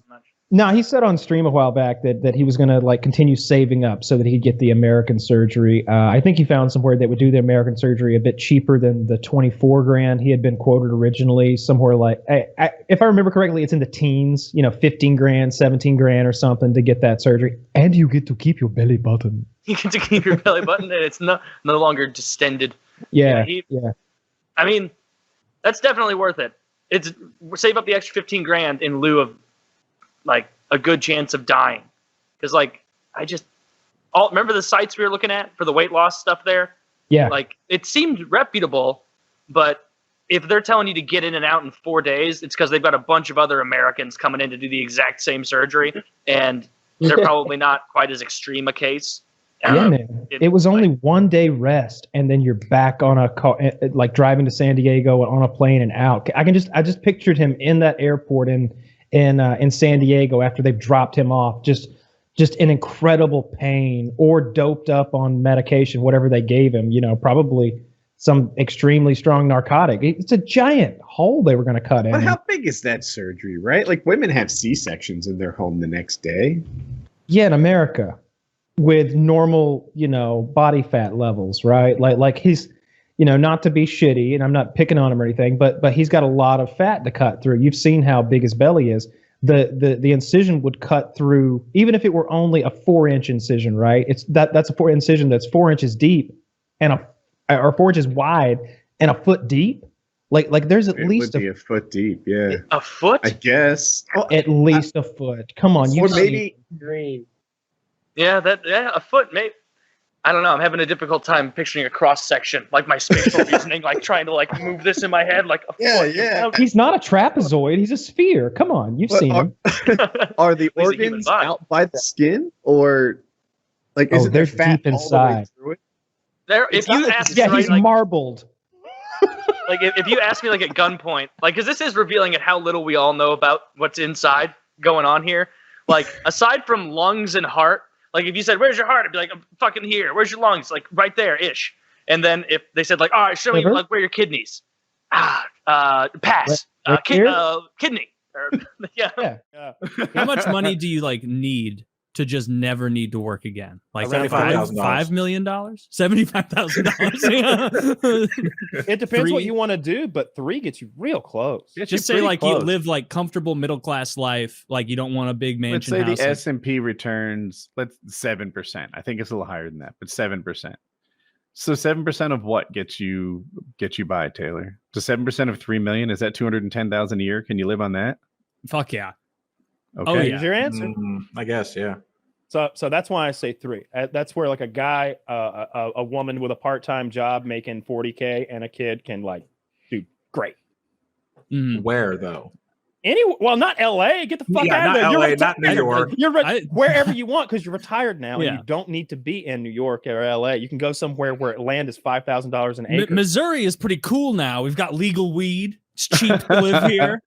Well, we're going to have legal weed in February. Missouri's not a bad call. I mean, obviously get away from the St. Louis arch, but anywhere else. Yeah, just don't go to St. Louis, and it's a great state. I don't know St. Louis. I'm sorry, I don't know Missouri's state tax situation, but that would impact my decision. Like if I had no roots, I might look at Texas, Florida. I think we're low, but we're not one of those zero guys. Yeah, Florida. If I moved anywhere, any other state, you'd be Florida, man. Like I want, like, weather is number one priority. I want to see the adventures you get into. I mean, you have a blue wall because I want. Yeah, I could get a blue wall of my very own. Because like basically like dream weather. Dream weather would really be like L.A. Because I think LA is like in the 70s all the time. Yeah, like that would be like true dream weather. But I could not afford to live there, and it's so far away from like everyone I know and like my family. But Florida, it's almost as good of weather. It's way cheaper to live there. And that's, I don't want to live somewhere with snow anymore. At some point, I'm going to leave and go somewhere where snow's not a thing. And that's going to be I want the opposite. We already had snow this year. Fucking ridiculous. Live in snow all the time? I want to live in snow all the time. I want it to be like, oh, it's July. Finally, the snow left. We can see and here it's coming back because I don't have snow. I grew up in Georgia where we have hot, humid summers and like muggy, damp, cold winters. And whenever I go to Colorado or when we went up to Vermont or somewhere like that where they have that feet of snow, I don't know. I'd never seen stuff like that. I love it. I've only experienced it a dozen, 15 times now. It's cool. I like it. The problem I have with snow is it falls in places where the days are short, and I'm not about that 4:30 sunset. That I would hang myself. That shit is depressing. Yeah. Oh, you'd fuck it up again. Touche. What happens? Man can't second time's the charm. What ends up happening when you live in a place like because I lived in New Jersey most of my life. So when you live in a place where the air hurts your face, you go outside in the fall and it's muggy. Everything is like dark gray. It's this nasty gray. You don't see blue sky for like 6 months out of the year. And then it rains. It's like freezing rain. And if it snows, it's great. Like if it snows a lot, like let's say it snows a foot or more, it's great for like that first few hours because there's like a silence, like there's an eerie silence, and you're like, oh my God, this is fantastic. And then it gets colder. It stops snowing. Everything turns to ice. You have to then take all the snow out of your driveway. You have to shovel it out. You break your back. Then you have to deal with people driving on this snow. So that turns it into this nasty gray slush on the sides. You have dogs pissing and shitting everywhere. And then you have to dig your car out. If you're street parking, you have to dig your car out of the street. And then you leave like a lawn chair there. And you have to fight with your neighbors because if they move your lawn chair, you took 3 hours out of your day trying to get your car out. Like, this is why I would never want to live there again. You're making me a little homesick. Where in Jersey are you from? Elizabeth, okay. Yeah. So it's Central Jersey, right next to Newark. So the best place in Jersey. I think it's a great area. I mean, it's no Camden, but okay. I like Colorado a lot. Colorado's fantastic. Colorado's a desert. Slum. It's where I was born. Oh. Colorado's like a desert, so it's very dry there, and you don't get that damp, humidity that makes everything yucky and awful. And I've lived my entire life in that. So like the winters in Colorado have always, I don't know, it's not as cold. Like 20 degrees in Colorado doesn't feel as awful as like 30 degrees. I went outside today, it was 42. It was so fucking cold because it's like wet and rainy. I'm like, God, it's like gets in your bones. It's so fucking cold. But if it was dry, it wouldn't be so bad. The same is true with the heat.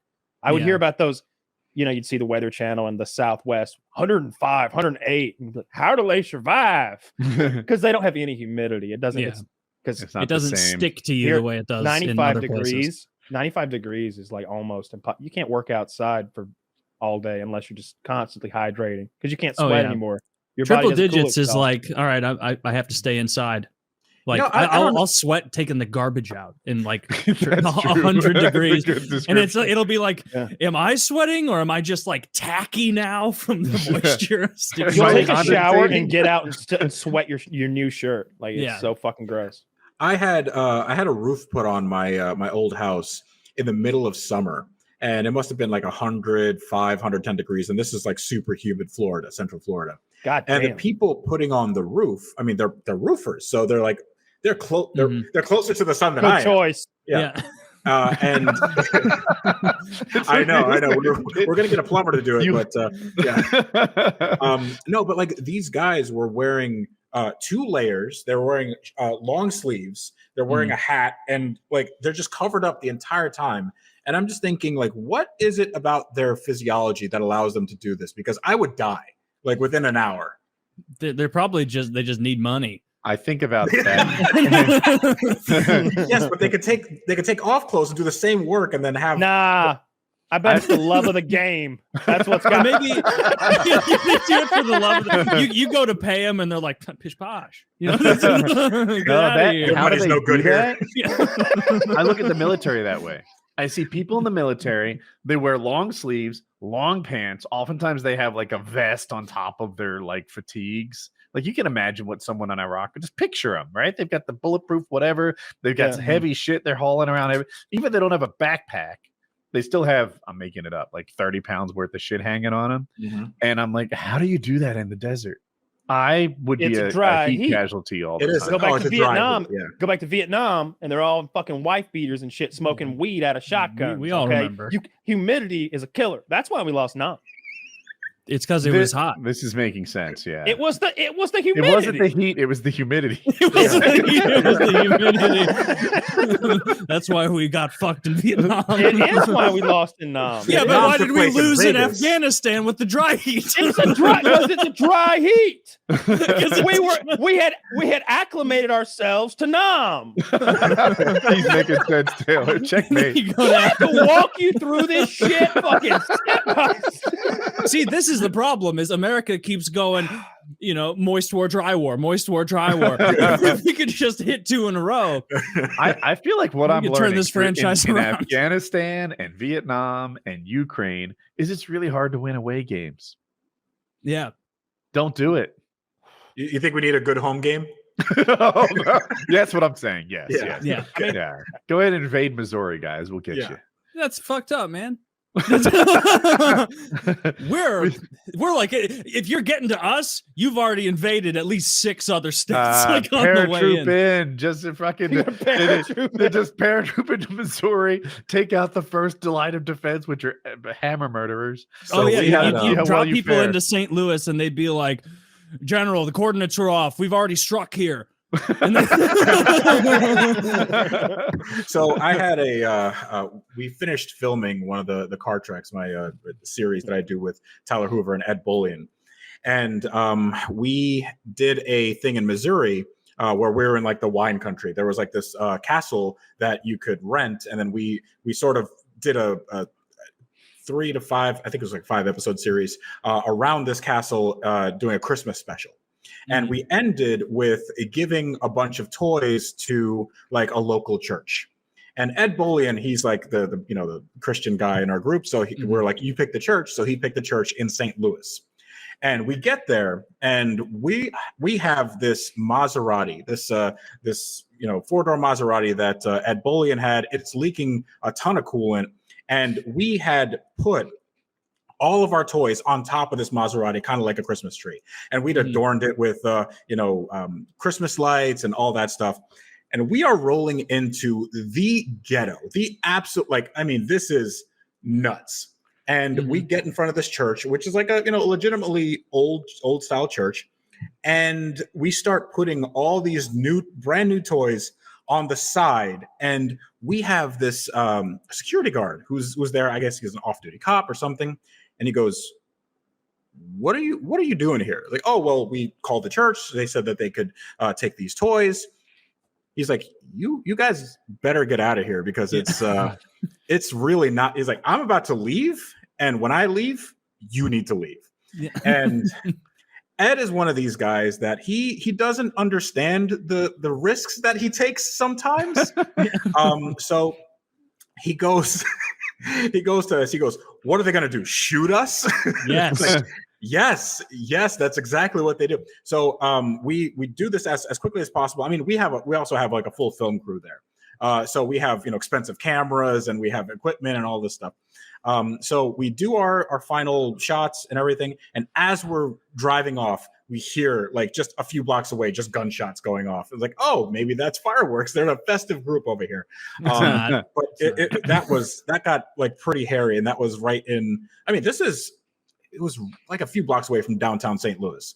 Downtown St. Louis, Taylor. Quick fact check. Known for its Christmas spirit.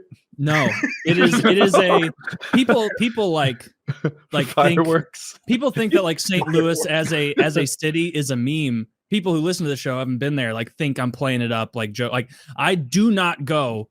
Obviously, you never go east of the river because that's the most dangerous area of the country. Like East St. Louis, don't go there. There's nothing to gain by going there.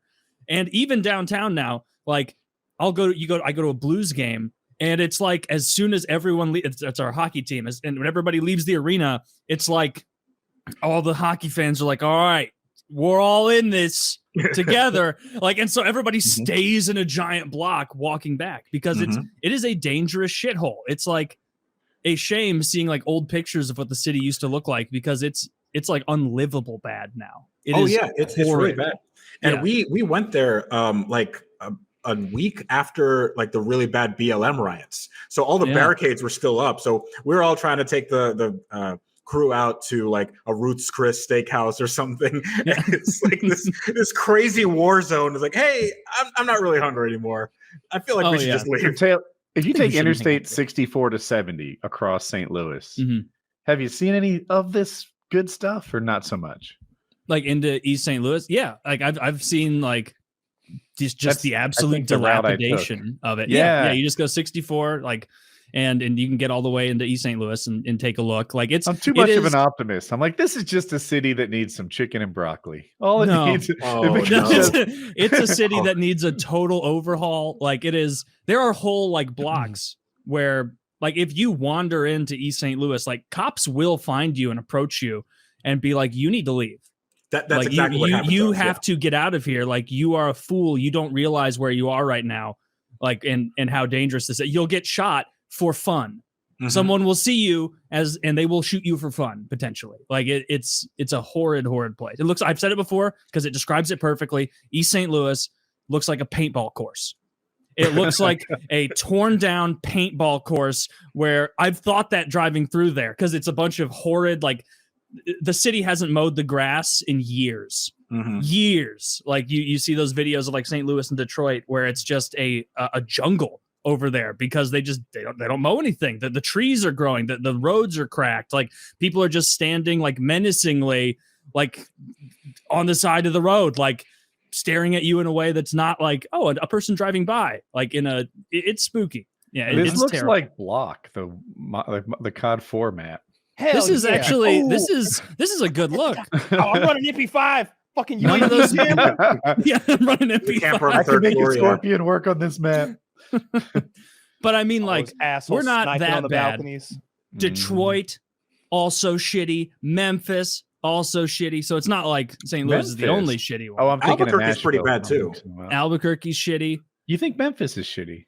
Oh yeah, their crime is unreal right now. Yeah, like because it's like a Midwest city. Like I'll just see. I don't know why I link Nashville and Memphis together.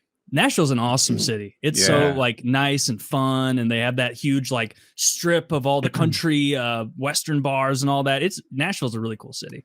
I've been there twice, and I like it a lot. Memphis, I don't think it's very dangerous. I've been to once, and I didn't think it looked all that dangerous, but I'm sure I didn't go to the bad part. Same's true of Cincinnati. I remember it being like, I don't know, just a medium-sized city that you drive past. I stayed there for a couple nights, but I didn't see anything scary. I stayed there scary. for one night on my way home when I bought the Gold Wing. Meanwhile, I stayed in Louisville one night with I stayed there too with some bad motherfuckers from Canada, and they were scared. That's how rough Louisville is. Louisville was really disappointing. If you know, you gotta say it right. You gotta say Louisville. Louisville. Yeah.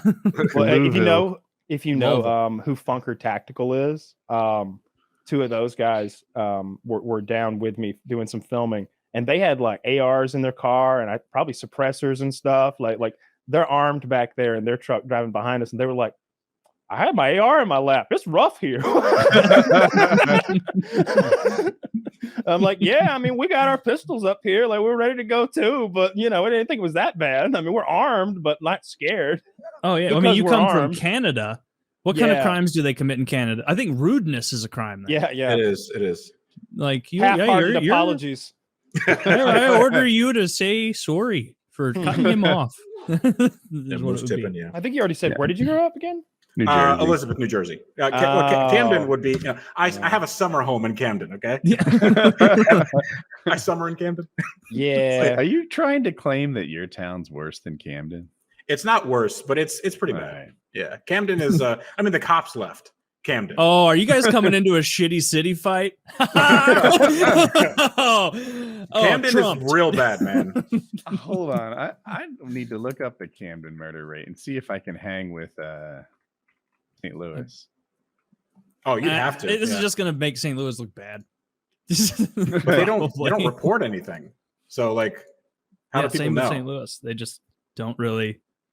You can just call the police and they'll be like, "Oh, there's an assault. That's a damn shame. That sucks, man. Somebody should do something about that. Good luck."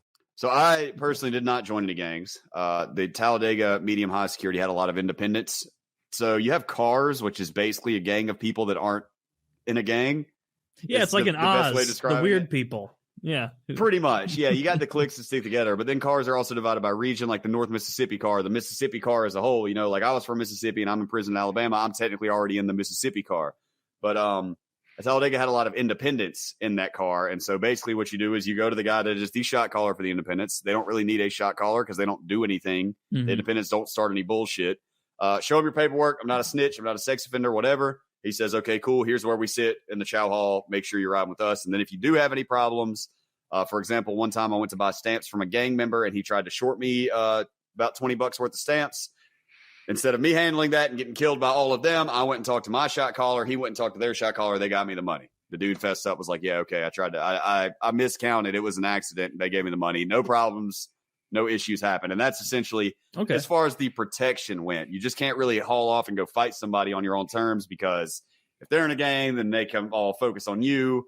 And then I don't have anybody, that's got my back. Now it's 250 people versus me, and I'm obviously going to die. My kidney's going to be on the floor or whatever. Mm-hmm. So no, I didn't have to join a gang. I'm not affiliated with any gang. I did not bang like I was tough in there. I don't try to, talk tough out here. I kept my head down, played guitar, spent an unfortunate amount of time getting high the first time that I was locked up, and minded my business, man. I did not ever feel the need for protection or anything. Were there any? It seems like most of the fights you got in were in the cell itself. Mm-hmm. Were there any big brawls you were a part of, like in the main area or anything, or did you steer clear of that sort of thing? No, I didn't get involved in any brawls, but there were a couple of them. One time do I say gang names? One time there was a gang from Southern California that's primarily Hispanic. They got into it with the Puerto Ricans at our prison, and that shit was wild. I think like 40 dudes went to the shoe. I'm pretty sure they had to go put a bunch of people in the shoe at the camp or something like that. No, y'all come to ours, don't you? They had to move them somewhere else because there were so many people. It was like 28 Puerto Ricans and like 20 Mexicans, like just an absolute mob of people, because they were playing soccer up on the soccer pitch, right in full view of the sniper hill over there, directly across from the soccer pitch. Yeah, Kyle, could y'all see the sniper hill from where y'all were? The big dirt hill with the truck on top of it? I don't think so. Yeah, I guess you guys were a little farther. I had a vague direction of where y'all were from us, but I wasn't sure exactly where it was. Yeah, it's just over there. Yeah, although, like, they when say I the camp's over there. Yeah, like when I checked in, I there's only one X-ray machine and it's up there. So like, right, that processing part. The sniper tower hill, whatever you want to call it, overlooks like a softball field and then the soccer field. And dude, I saw a Puerto Rican dude like single-handedly take out 3 of these Hispanic dudes. Holy shit! Like, I mean, they didn't bring out knives; they kept it skins. Like, all they did was just beat the shit out of each other. When I say they beat the shit out of each other, the way that white Crip stopped on me, they didn't have any of that stopping bullshit. They had no bitch in their blood, as they would have said, because I saw this dude. I'll just call him Bodie because that's like the name for Puerto Ricans, Bodie, Boricua. And man, he turned around and elbowed a dude in the jaw. He went spinning. It looked like an action movie. Like, how in action movies, like, it looks like a hard hit, but realistically, they wouldn't just fall on the floor and just like be dead like that. Yeah. This guy was actually like straight murdering these guys. Like, he spun around and threw an elbow into this dude's jaw, and I mean, like, it knocked his eyebrows to the back of his neck, and he spun a pirouette 360 and just fell on the ground and stopped. I mean, just like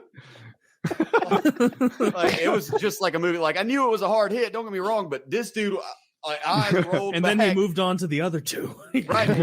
Yeah. There was another dude running at him, and I still remember this dude's nickname because I was actually kind of friends with this dude, and I didn't know that he either cannot fight or he can't fight nearly as good as this Puerto Rican dude can. And he came running up, and they actually he got a swing or two, and I'm telling you, this Puerto Rican dude was dumpy, bro. He looked like a dumpling, like shapeless. He looked like a thumb, like he wasn't in any kind of good shape. Big toe looking ass dude. He wasn't muscular or nothing. He was kind of blobby. And he was so swift, dude. This Mexican came over there and started throwing bows at him, and he was. He was so swift. Hey, the dude was missing his front two teeth. He was moving so fast I could have heard the shit whistling, bro. This dude he's bobbing and weaving on his ass, and he pelted this dude in the face like 4 times, and he went down. He fell on his ass first, and then he kind of flopped to the side. And 100%, I saw it in slow motion. He got hit like 3 or 4 times, like that Kevin Hart joke with the Kevin. He hit me twice. I'm fighting octopus. You remember that? Yeah. He gets dinked, and I see the surprise on his face. He gets dinked again and falls on his ass, and I saw the look on his face. Play possum. And he just flopped over. He just flopped over the side. He's like, I ain't ready for Bodie. And then he went on to the next guy, and I'm really happy that none of them pulled out knives because this particular gang, I think, has a rule about carrying knives with them pretty much everywhere. But nobody got slaughtered that I know of. But I know it was a shit show in that shoe trying to keep those guys separated from each other because we could hear them hooting and hollering all the way to the hole. They'd bring a Puerto Rican, and 10 steps behind them, they'd bring a Mexican. And they'd be, pinche loco, vato, yo tengo una pinche cuchara aquí, vato. Like they were shit talking each other all the way to the shoe. Just like saying, like, I hope they put us in the same cell. And what shit does the like loser say? Is, hey, I'm almost 1/3 as tough as you. Yeah, wall hack. I'm 28% as tough as that guy. The swiftest fat guy you've ever seen. That's the best thing, though, is that y'all know the Mexicans were the ones that were doing all the woofing because they were the ones that just got steamrolled. The Puerto Ricans didn't have shit else to say. They were like, we did it. We handled that business. And I don't know where they trained this dumpy Puerto Rican dude. Let me tell you, man, he was McGregor's understudy or something. This dude pieced them up. And I'm totally positive the second guy went down just to like, you know what? I got my ass kicked enough for them to know that I was involved. I'm just going to lay here now. Right. I'm good. I don't have to take that anymore. I can show my missing tooth in case they say you didn't fight hard enough.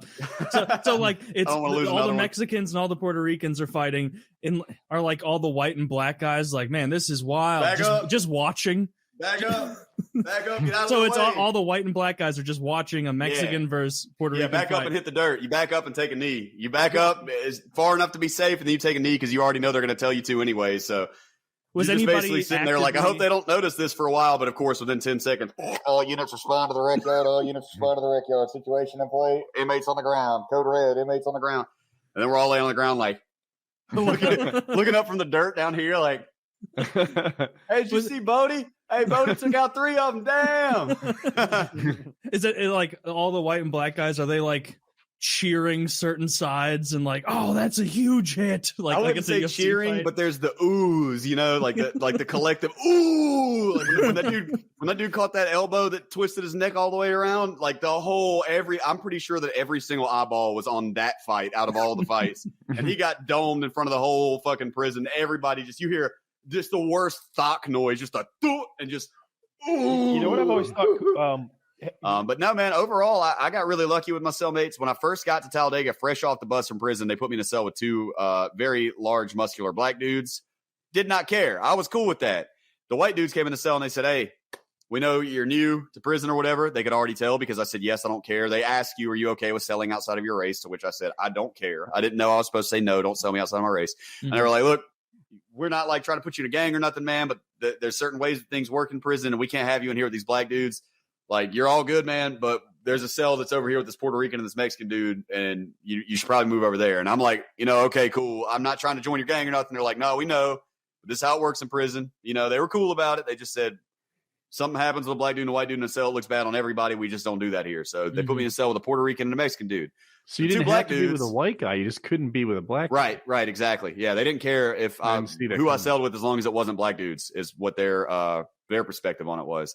So they moved me into a cell with a Puerto Rican that racked up $900 bill in debt money for drugs and checked into the shoe, self-submitted to the shoe, checked in with a bunch of debt. And a Mexican that later we found out was snitching on everybody and was telling on people in the units where they were hiding the wine and stuff like that. So they moved me out of a cell with 2 black dudes that did all their time, went home in good standing from the prison rec yard, didn't check in, no issues, nothing like that. And they moved me into a cell that's supposed to be better for the white guys or whatever. where this dude's a rat and a check-in. Like, what the fuck? One of my favorite Paulie scenes, there's a lot of them, but it's when Tony sort of corners him on the boat in the final season. And he's like, "You're the one that let that out about the Johnny Sack joke, right?" "Nah, Tony, no. Nah, come on. It's not even a big deal anymore. You could tell me. You're the one that did it, right?" "No, Tone. Frankly, I'm offended that you'd even say something like that." Come on. I know it was you, Paulie. Just admit it. Come on."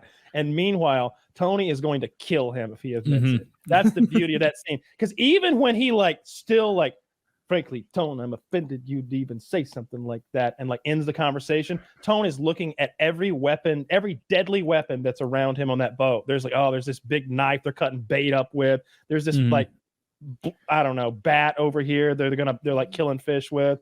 And he's thinking about killing Paulie right then and there, because Paulie's got a big fucking mouth. He's seeing it right now. He just saw it yesterday, him blabber mouthing to some random girl. And he's almost sure that Paulie was the one who told about that joke. And that created such a clusterfuck. And he did, of course. He was, of course, the one who did it. He did, yeah. One problem that's common across mob movies is the tough guys wouldn't be tough guys. There are people who are literally 215 pounds overweight who are tough guys. There are people like Tony who can't beat Paulie. There are Joe Pesci, one of the toughest guys in mob movies.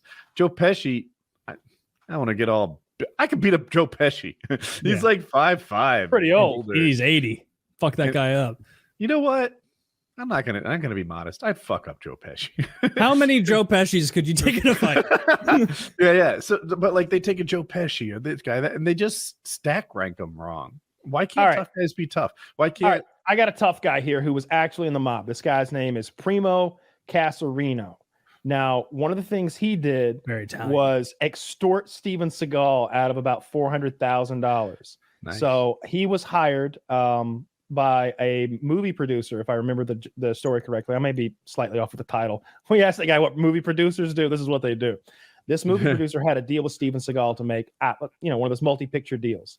Steven's guru says, you really shouldn't be making these violent movies. Goes against your whole mantra, your whole code. And he's like, yes, no more killing in my films. And this guy's like, dude, you break people apart in every movie. That's your thing. You kill 30 people a movie. We make 25 million a movie. That's what we do here. Like, no, I'm not going to kill anymore. So this guy he calls up his mob buddy, this gentleman whatever his name is, and says, put the screws to Steven Seagal. He doesn't want to play ball. Well, he not only puts the screw, his Primo. name is, I got him Primo Casarino. Awesome. Are you looking at him on your computer? I pulled up his Wikipedia. Okay. He doesn't have a photo on his Wikipedia. I mean, if you Google image search him, but anyway, they kidnap Steven Seagal and threaten him and eventually, not only does they make Steven Seagal do the movies, but he has to give the mobsters $400,000 for their trouble, and he gave it to them. And they caught this guy talking about it to his buddies afterwards on a wiretap. And they were laughing at what a pussy Steven Seagal was. And Primo says, I only wish I had a gun so I could have put in his face like they do in the movies. So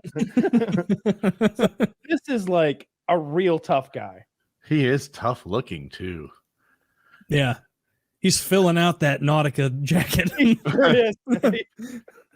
Yeah. That's a scary looking dude. Although I must say, the guy behind him and to the left, also a very large looking man. He's further back, but he looks bigger. Think about that. Yeah. And he also looks Italian. Maybe he's some other mobster. Does he have cuffs on? I can't tell. Don't think so. Oh, I don't know. You can't tell. Well, his hands are close together. Yeah. Who knows? In any case. So this guy extorted Steven Seagal. Yeah. I think with this mobster thing is they're not threatening to have a fist fight with you. They're threatening to kill you. And they may not even mean right now. They're threatening to come back tonight. Maybe they start a little fire. I mean, when you come out to the fire, remember, that's what they did in The Sopranos. If you think about what they actually did when they want somebody to do their thing. When Robert Patrick's character, Davey, owes Tony the gambling debt. They start a fire and his dumpster's outside at night. He runs outside in his underwear to put out his dumpster fire. And now 2 goons have him cornered in an alley. And they're like, "You going to pay the money? You going to pay the money?" There's not fisticuffs time. There's no winning that fight. If you started beating them both up, they'd pull out a gun or a knife or a club. They're going to escalate to murder. That's where they're headed. They stop it. They don't stop it anywhere. And you, on the other hand, are like, "Man, I really just want y'all to leave me alone. I can't just beat you up and then you'll tell the other guys how tough I am." No, we tell them you need to die now. It's like, no, we're an organized crime and we'll send more guys. And we don't think you're going to have your head on a swivel 24/7. You know what it's like? Here's the perfect example, if this makes sense. I like drawing these like comparisons between things sometimes. It's like thinking the cops aren't scary because the cop looks like a pussy. Look at that cop. That's a good one. I could whoop his fucking ass. Why are people so afraid of the cops? I could beat the shit out of that cop. Yeah, let's see how that one goes over. You're right. I've seen that a lot. That's a good comparison. Sometimes what happens is cops think that they are badass because they beat up people who aren't fighting back. And those people who aren't fighting back, they know that there's more cops coming. That if you just beat this one cop, that's not the end of the story. And it frustrates me to see cops strut around like peacocks. It's like the Ron White joke. I don't know how many of them it would have took to whoop my ass, but I know how many they was going to use. As many as it took is the answer. That's what it's like. If you're thinking you could beat up a mobster or a cop, I think, or like, and you might say, "Oh, I've got a gun though." Both scenarios. Let's see. But they do too. But they have more. You're one person. They have a helicopter. And like that's the thing with the mobsters is like you're not afraid of Joe Pesci, so to speak, or like Bobby Bagliari. Like you're not afraid of him. You're afraid of his ability to use his influence to send goons at you, because that guy's got dozens of people he could call on to go send a little troop at. Like I saw the scene when I was rewatching just last night. You know how Bobby Bacala, he's the least intimidating one. He's the one, he's friendly and everything. And then he's worried about his wife dying and everything. And then Junior's like, he's getting soft. And then he just goes to that bar with the one union guy, and formerly like sweet Bobby is now sitting there like, "Oh, you vote for that guy, you may as well be putting a bullet in your head here, here, and here. And you got kids. So it's always something to think about." And then he gets up and leaves, and it's like that guy's not the union guy is not scared of Bobby. He's probably like, "That guy couldn't catch me." He's afraid of Bobby's influence and the fact that Bobby is part of an organized crime syndicate that has an enormous amount of reach, and like they can just come upon. They're not cops. They're plainclothes people. You're gonna avoid every dark-haired person. Like what are you gonna do? You're right. When I said that, I was thinking more like, is it a Bronx Tale? Where they shut the door and they beat up the biker gang. You can't leave. Yeah. Really, that biker gang is the one I would have put my money on, not the super fat guy or the old. It would have been better if they pulled children. If they like pulled out guns and had them at gunpoint and then just pistol whipped them, like giving them no chance at all. They could have brought in people who were actually tough guys instead of just bringing in the actors. Oh, dude, you see that fat man bear hug? Yeah, fat men aren't that strong. No, they're not. no, they're not. You see that fat guy? That guy who's never seen the inside of a gym? Bear hug. A weird topic for 1 second. Yeah. Okay. We're talking about love that. We're talking about stabbings and stuff like that. Has anyone here actually, in person, seen someone killed? In person? Yeah. I'll give you. You want me to give you a quick story? Yes. Yeah. So we were shooting a music video in Toronto, more specifically a place called Woodbridge, and we were shooting a music video for an artist called Shaun, reggae artist, and the music video is called "Let's Get Busy." And I hope my mom doesn't hear this because she'd freak out. So we're doing the video and stuff, and me and a couple of the actors were outside. We're chilling in my car. If you ever watch that video, I wasn't in that, but you'll see like both of my brothers in it. My brother has dreadlocks; he's the DJ, all that stuff. So sitting in my car, we're talking about stuff because it was a little chilly that day, and this was a nice, quiet subdivision neighborhood, right? Woodbridge is like an Italian area, very cool, quiet, whatever. So a couple of weird looking guys are on the set. We had a lot of extras. They were doing a basement party theme. So there's a lot of extras, you know, you don't really vet everybody when you have extras like that and stuff. So apparently someone went there because they heard someone else was going to be there and they wanted to try and set up something. And I'm sitting in my car and everything, and all you hear is a loud bang and screeching. So I thought someone from set maybe dropped something. One of the the light fixtures broke or fell on the ground or something like that. See this kid walking towards me and just falls to the ground, right? And young black kid, and we go over to him. You okay? You okay? And it's not like the movies. There's no blood spurting out. There's nothing. No, And I didn't even think of it, right? And I just hear someone call the ambulance type of thing. Kid was shot 2 car lengths away from me by someone in a black Mercedes and took off. And he was pretty much non-responsive there and then. Freakiest thing I ever saw. It just saw the entries would. Yeah, go ahead. Where was the gunshot and his body? In his torso. Okay, like a lung shot somewhere. Yeah, maybe? But I couldn't see exactly where because he's wearing like a big jacket because it was cold outside. He had one of those bubble things. That's probably why you didn't see blood. I'm imagining a T-shirt where. No. He was wearing, he was wearing layers and stuff like that. So again, that's why you didn't see anything, right? So you never found out why. We found out later why that it was like a gang thing, and someone came back to get revenge on a kid because they heard he was going to be on set. No. Damn. Yeah, it was crazy. So you like watched him just like die there on the watch him pavement? fall and die. Like we at first we thought he was like drunk or playing around or something, and then he didn't move. He was struggling a little bit, didn't move. Don't you hate that? Huh? Like I bet in the 50s, if somebody collapsed, everybody ran to help them. You know what I mean? Our society's so fucked up that when you see somebody, you're like, for real? Am I being pranked? If the last is Ashton Kutcher around here? No, I'm dying, please. Yeah, and it was just the weirdest thing. I can still vision in my head, and it's like, he was gone, and it was like, ambulance got there and everything, and then police came later. We didn't even shut down the set. We kept filming.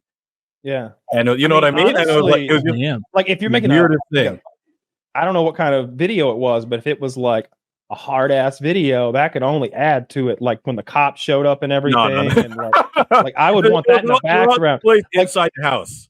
So if you were just, I can just imagine that would make a great rap video. Quite the prop. Dirty streets where I live every day, and in the background, they're fucking wrapping the body up, and shit. It's just like, damn, that video goes hard. You seen it?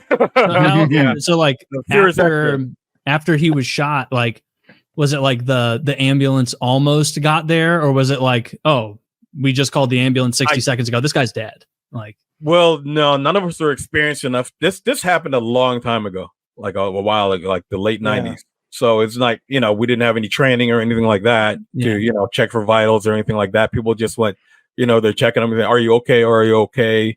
They didn't realize, you know what I mean? Yeah. What are you supposed to do? I would feel like you're not supposed to move people with like neck things. Yeah, that's the thing. No one wanted to touch him because you don't know what's wrong exactly, right? Yeah, so you feel like I'm just going to make this worse, rolling some dude over. What you should do is you should get the fuck away from them, because if you interfere in some way that might, if you interfere and then they die, their family could sue. They could be like, oh, he would have lived if Taylor hadn't tried to perform that fucking tracheotomy over there. He stuck a penknife in my husband's trachea. Yeah. Don't worry. I stayed at a Holiday Inn Express last night. Kind of sounds like there's nothing you could do. If you're an ER surgeon and that guy has that shot, he still dies. I didn't. You asked about someone that died. I've got a motorcycle accident story, but I've told it before. I ain't helping nobody. What's closer? Chick didn't die, but I'm at something called an SIV course. This is a paragliding thing where you learn to deal with emergency situations. And when you swing on a swing and you go really high, you get that thing where the chain is kind of loose, like it stops being tight and you sort of fall. Well, that happens in these courses, but to the extreme. So anyway, she's swinging and the wings going. It goes wrong. So she throws a reserve chute. and the reserve wraps around her neck. Ooh. And we're watching her come down on reserve with her neck just hanging in the lines of the reserve parachute. How much she weigh? She was hot, so 125 maybe. Did the chute open? She's fine. She's fine. I'm calling it right. I don't understand. Open. Like the chute actually was. Oh yeah. The chute is slowing her down. Fully open. And my concern. So a parachute is designed to open slowly. There's this thing called a slider. It's kind of a bird's nest, and you get kind of a gentle, like relaxed opening of a parachute. A reserve chute is designed to save your ass, even if you're at 100 feet. That thing opens in a pow. And nice. I'm worried it's going to pull her fucking head off, but it's still attached. Anyway, she was fine. Save the rope burn around her neck. She was she even kept going. Why? She wasn't a fatty. Yeah? She wasn't a fatty. When you told me she was like hot, I immediately knew that you could tie a noose around that chick's neck and drop her from 5,000 feet with a parachute, and she doesn't weigh enough to. She'll be fine. She probably turned on when she got to the bottom if she's into that sort of thing. Yeah. It'd be like some sort of weird some people like handcuff themselves up. I saw it the other day. She's German. I feel like that increases the BDSM. Oh, it's so much hotter. That makes it more likely. All those World War II countries that got bombed, love it. Just all those guys wanted someone to shit in their mouths for the next 30 years. It got real dirty after that. See, I don't think the Italians got bombed to shit. I think as the Axis powers, and so they got Mussolini out of there real quick. No, I'm saying that lines up with the theory. His body? Germany bombed the shit. They all like the bondage. Japan bombed. They like tentacles and things. Yeah. If we would have bombed the shit out of Italy, we'd have a bunch of weird Italians too. What if your country was always a shithole? Like I feel like there's certain parts of Africa and South America that maybe dig bondage. You just need to bomb. If it's always been shitty in Honduras, and so they're just into it. Countries like that are usually more conservative. More religious, definitely. Yeah. Countries like that. The harder things are, the more religious a group will get. Yeah. I feel like you go to a Muslim country in Africa or the Middle East, you bring that stuff up, they're going to be like, no, we're not cool with that. And we actually have a special place for you. I can't hear what you're saying with that ball gag. We burn people like you in the burning hole. As my dad would say, would you like me to sew them back on? I could sew just one on. Would you? And he always goes like this. Would you like me to sew it back on? Did your dad have an accent like that? Yeah, my dad's from Glasgow. My parents are from Glasgow. Really? I had no idea. And so you grew up, you never lived there though. You were always here. We would summer. Sometimes they would pawn me off on my gran, and I'd have to spend the whole fucking summer there, which sucked because it's a shit. It doesn't say that. You're a liar. I'm not lying, Dad. I was born in England. We moved to Canada when I was 5, and then I moved to New York in my late 20s. Isn't Glasgow like the stabbing capital of the planet? Isn't that like shaking hands there? It's Newark, New Jersey. The Glasgow smile is when they cut your face here. So I remember seeing the Joker, and like in the scary part of the movie, Heath Ledger is like, and then my dad decided to cut my mouth because I wasn't smiling enough. And the music's all like, whoa, scary. And I'm like, yeah, that's a bad Friday night in Glasgow. What, now you're a supervillain? Fuck you, pussy. We had a guest who was telling us about that. He said that when people in the know see that smile, they identify that person like as a rat, like it's a scarlet letter. Oh, really? That's what he said. I don't think that's the case in Glasgow, but maybe in the States. You know what they would do in Glasgow? They'd cut your face with a carpet cutter, but they put a match. They put 2 blades in the carpet cutter, and they'd put a match between the 2 blades. So when they slice your face, it's really hard to stitch up because there's a piece of spaghetti hanging down that you can't seal. So you end up with that's diabolical. That's so sinister. I'm confused. A match? A match stick? They put 2 blades in, so now there's 2. But to make them split apart, they put a match in there. So now they've got these 2 terrible cuts side by side, and the skin in the middle makes it very difficult to stitch because they have no way to grab that. So now they just got to remove it and make a big gash that they fill in. Thank you. I got too hung up on the match part as a how is that a weapon? I'm very confused. Fucking diabolical. I hate that. I'd rather deal with this. When I would go there as a kid, the little kids would go, "What team do you support?" What'd you say? If you support Rangers and they're a Celtics fan, they'll kill you. And if you support Celtics and you're a Rangers fan, you'll kill you. Like, you don't wear blue in the areas where there's Celtic fans because that's green. My cousin got bottled from a bus. A bus of Celtics fans were driving by, and he was wearing a blue shirt. He wasn't even a Rangers fan. But they're like, "No, not today." Fucking bottle. So I said, "Dad, I don't enjoy the whole." I would speak with a Scottish accent down there just to sort of blend in. Yeah, when in Rome. What do I say? What team do you support? How do I know I'm with the right side? And he goes, "Just say Partick Thistle. They're a shit team, and people will say you're mad."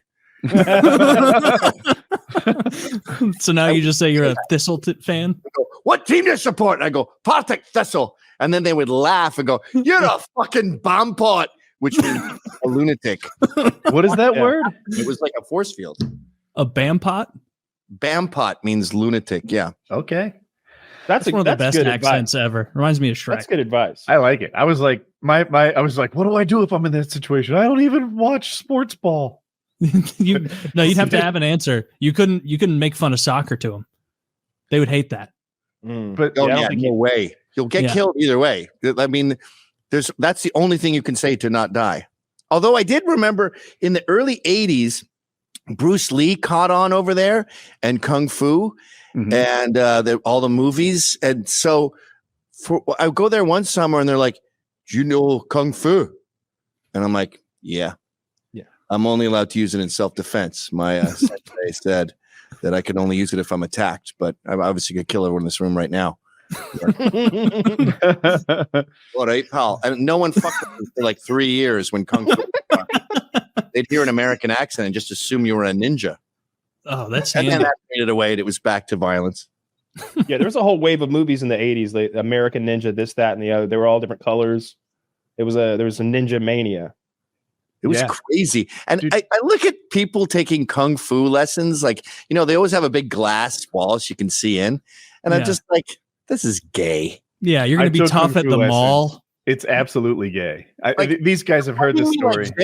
What are you going to do? Chop me in half with your it's stupid hands? They will literally tell you you're not punching right if they fail to block it.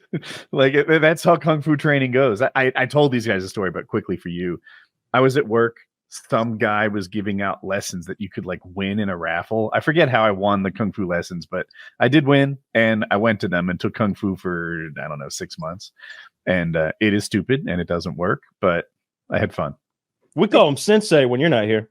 It's just you're learning Wu Fu Kung Fu, that Wong Fei Hung stuff with It's stupid. The move that caught my mind was this. He's like, if someone puts their hand on your chest, then you grab their fingers and you pull them apart, right? You take them, spread them super wide. And I'm like, no one is ever going to gift me their hand like that. Whoever puts their hand on their opponent's chest, fingers spread, palm down, that's not a thing. It's all make-believe. Absolutely separate your fingers if you put your hand on my chest in slow motion and go. All righty, so we got this one. You grab here and then you twist it and then you apply pressure. Yeah, a fight happens in a nanosecond and you're just like, ah! Yeah. It's the same as those, you see the gun disarming guys on Twitter.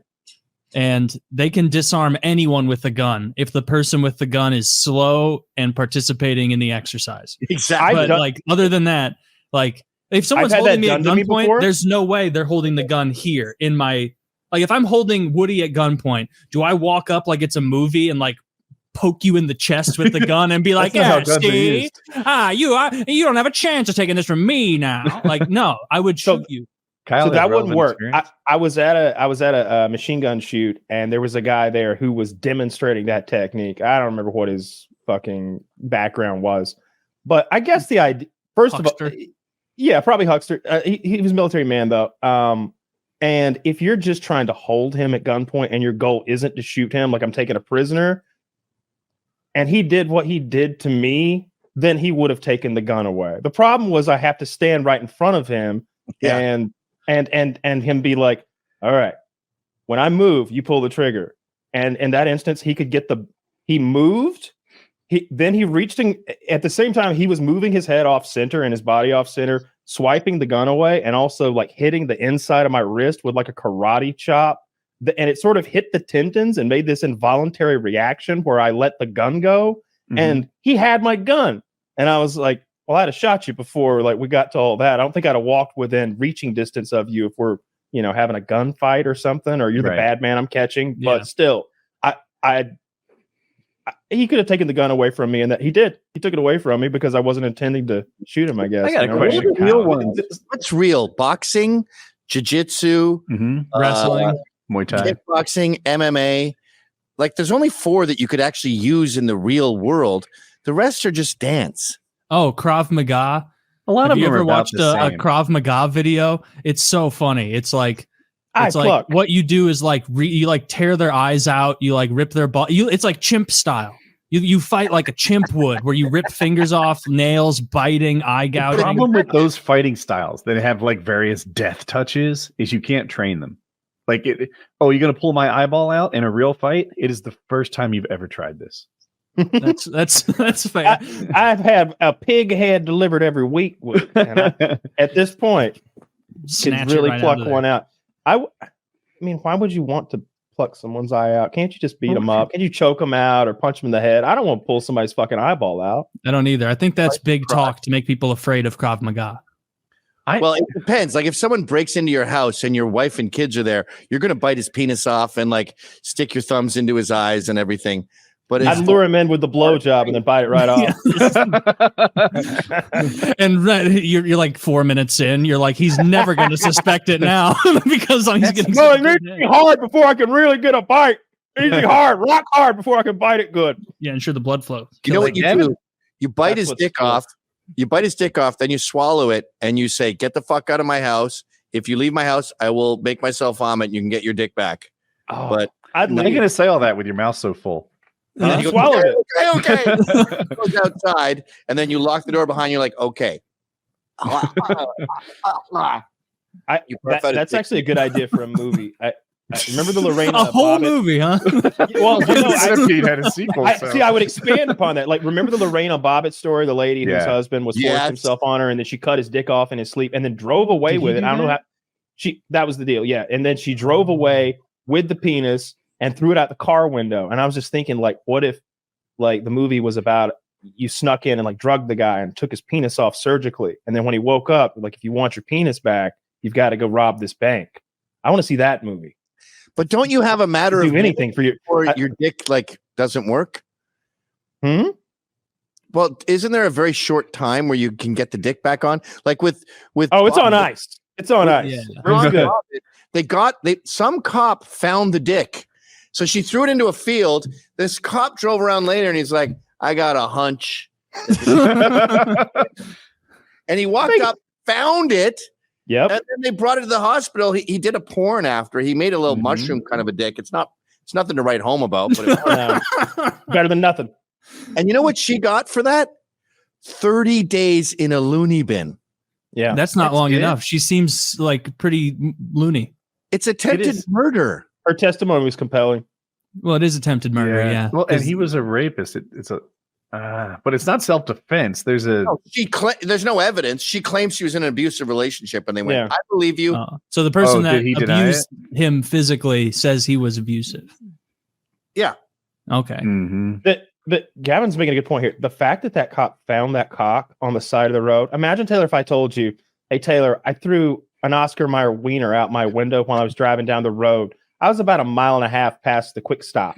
If you went and looked for that weenie, no the chance. ants would have eaten it days ago. Like some sort of wildlife would have carried it off. You would never find my dick, especially not mine.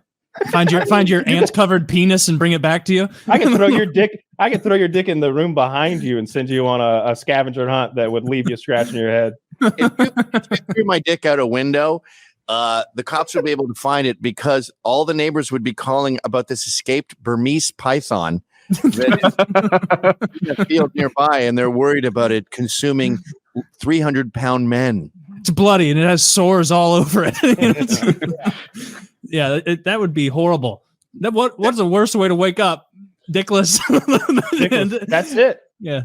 Oh, I got one. I heard about a wife She found out that her husband had been the stepchildren, and so she woke him up with a boiling bucket of sugar water.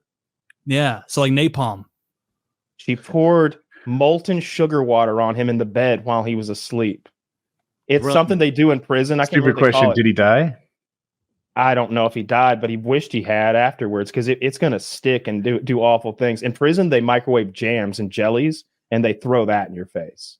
That's awesome. Yeah, they get really. You shouldn't give you guys microwaves. Hot. We need microwaves. We're human fucking beings, dude. That microwave was a godsend. You killed him. There we go. So mission accomplished. She got a kill out of it. I wonder what she got. Hopefully at least 60 days. Yeah, 60 days of for being naughty. Like, but if that guy was her kids, I think that's all fair. Oh, is that what he did? Yeah. Oh, I'm sorry. I must have missed a key. Yeah, so that's it seems like she rid the world of a problem there. Maybe they should give her key to the city. If you can find like there's Texas a great interview. Given her nothing. There was a father who caught this guy, his son, and hit the interview with him. He's like, I started beating him viciously, and I didn't stop, even though he begged me to stop. And I decided I was going to take his life. And my son said, no, Poppy, don't kill him. And that's the only reason I didn't kill him on my floor. And he's on the news, like Channel 7, saying this shit. It was so good. The best. What state was it? Do you know? Viciously. And they show the pictures of the molester guy. He's just looks like a UFC post fighter. It's I don't remember what state. I just remember child molester. You know who I talk to sometimes? You know the case in the 80s where the dad was waiting at the airport for the molester? Yeah. Kung fu teacher. Yes. He took the kid around the country to kung fu things and was blowing him on a regular basis. Mm-hmm. And the dad he's got a baseball hat on. It became a huge meme. And he's just like, just goes up, blows his head off. Under his arm. Yeah. He's like, why, Gary? Why? Yeah, that's it. And you can tell that the news people were alerted to this. I mean, they probably told him too that the guy's going to be there at this time.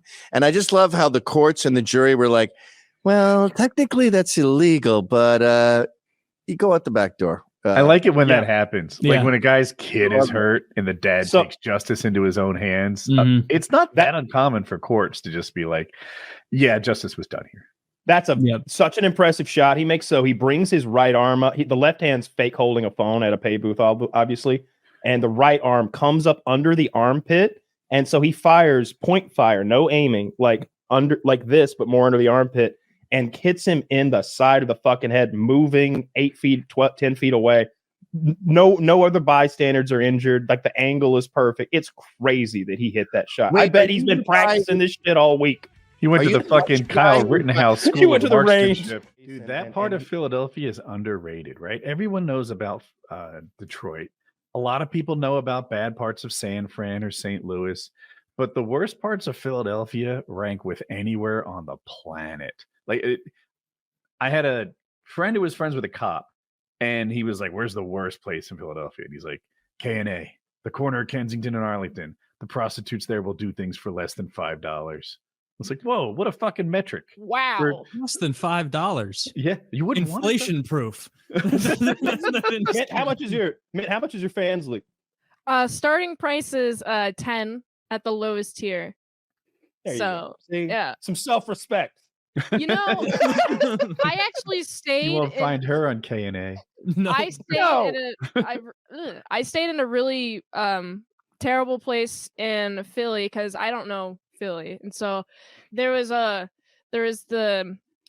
Who Are These Podcasts, the Dick Show live show there, and I was like, okay, well, I'm just gonna pick an Airbnb, and I ended up picking an Airbnb in the top 5.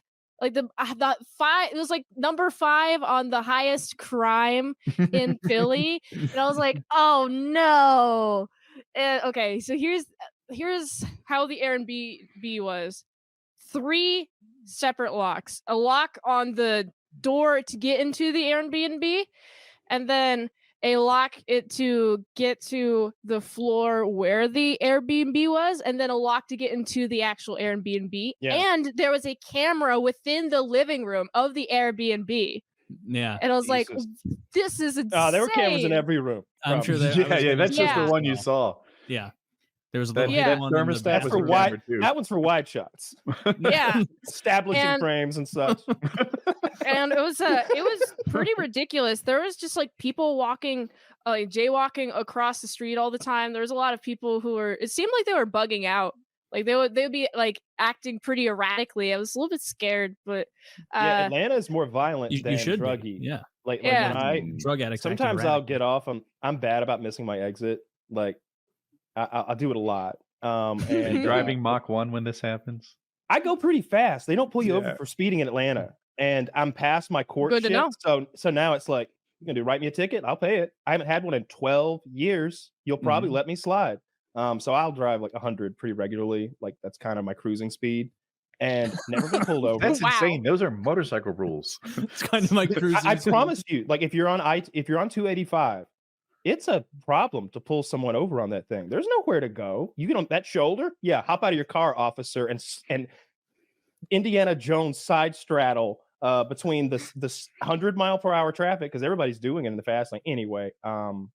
Miss my and I went down a scary fucking place, but it was more like violent than druggy. You know, like it was more like I saw a lot of people on stoops with liquor bottles out in public, and I saw a lot of like there was a lot of yelling in general. It was loud there. You ever go to a place and like you're just at a gas station making a U-turn? It's like, why is everyone shouting? I have that You experience. can smell weed in the air. With LA. I was in a part of downtown LA trying to get gas. I pull into this gas station and there's just like 10 people just loitering there, and there's a couple having an argument, and like I'm almost out of gas. I don't want to stop here because I don't want to deal with the people yelling. Like I have noise sensitivity issues, so if I were to just be next to a person yelling, I just start freaking out and just like start stemming, and then people would be like, "What are you doing, lady?" Also, my first ever experience being catcalled was in the same place in Philly that I stayed in that Airbnb.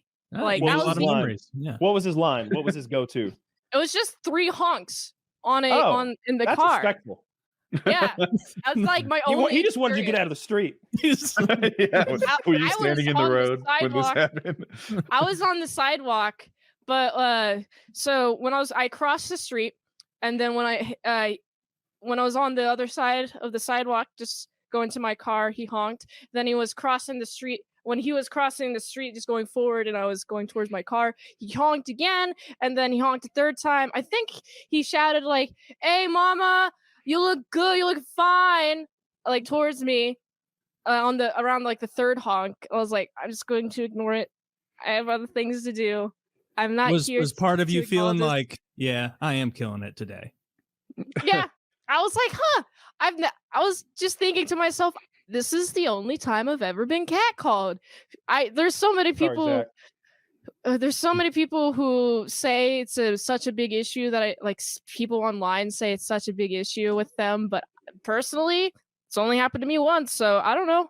I don't know what type of people Do you are go out a catcalling these lot? people. Do you go out a lot though? Not often, Yeah. but when I am in the big city, I dress up. I dress real sexy.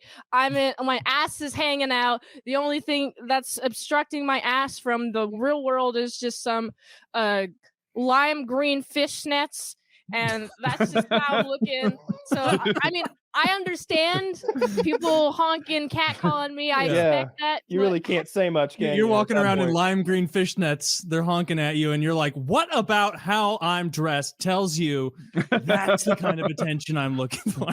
Her shirt says "honk if you love titties." It's Yeah, it's like I'm wearing stuff like that, and it was like the only time where I've been catcalled. I'm like, huh, maybe I'm not going out enough. Like I only go out whenever I'm doing like big events. Like if there's like a live show and I go to the city and I walk around Also, I walk around in groups too, so that also helps. It's probably a good idea. Safety, Yeah. yeah, definitely. You look Safety tiny, like first. somebody could like snatch you up and run away with you. Aren't you 5'7"? I am 5'7". I am fiercer than I look. I will bite. I will kick. I have 4 years of Taekwondo training underneath my belt, so I know how to kick, and I know how the best place to punch someone is in their penis. There you go. Yeah. So you're unless they're into cock and ball torture, and then you're in trouble, madam. No, it's still the best place. Just in case, I think you stick with the group plan. You know.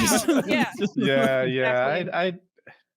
I stick Wait, to so groups. you still do Taekwondo, or you're out of practice?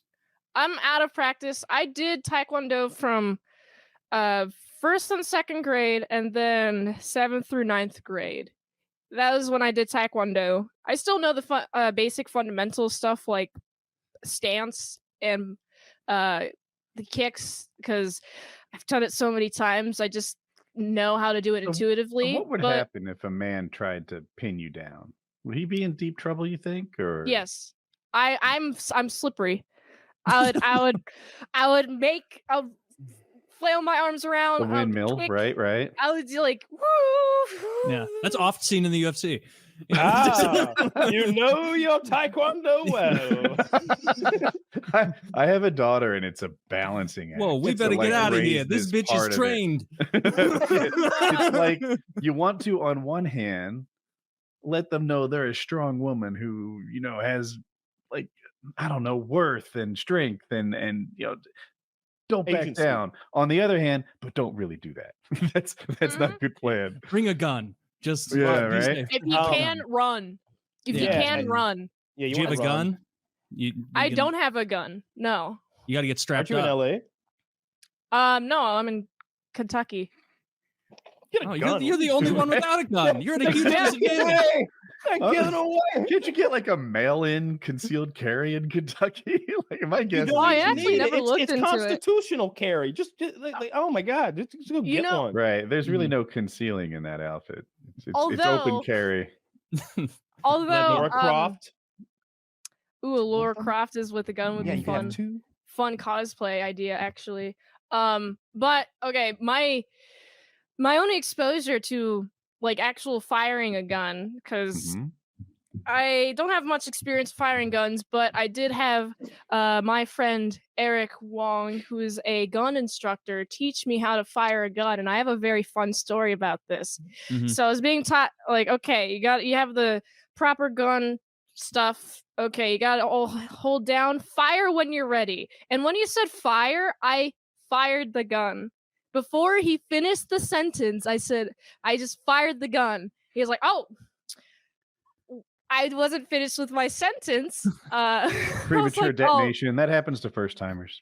Yeah, I guess I was just really excited to fire the gun. But that taught me a lesson to not act immediately when I'm being told to act. Do you shoot anyone? I did not shoot anyone, luckily. Yep. He was out Not of the that way. Not that Maybe you should get a time. gun. Ooh, I should get a gun. I don't know much about guns, though. You I've don't only need to know. shot. What's to know? What's to know? Kyle's a subject matter. Yeah, but you've expert. seen so many movies. Yeah. Click. Kyle, what gun would you put her in? I wouldn't. The phrasing was stupid, but like a person. A little, a trained young lady, I would want her to have like a compact Glock that fits her hand right and holds so many bullets that it's just a noise-making machine forever. So yeah, one of those little compact Glocks. I don't know the model numbers anymore. They introduce one every 2 or 3 years, and I don't keep up with it, obviously. But one of the little ones that holds a bunch of bullets. Compact Glock. All right, I'll write that down. Subcompact, even. But you want a bunch of bullets. That's the main thing. Lots of bullets. 9 mil, maybe. Because you're gonna miss a lot. Yeah. You just need to hit a couple times. Or just That's all that keep matters. making noise. Like if you're still shooting, I remember those Derringer Right. pistols, those little breakdown things that you put 2 bullets in. Yeah.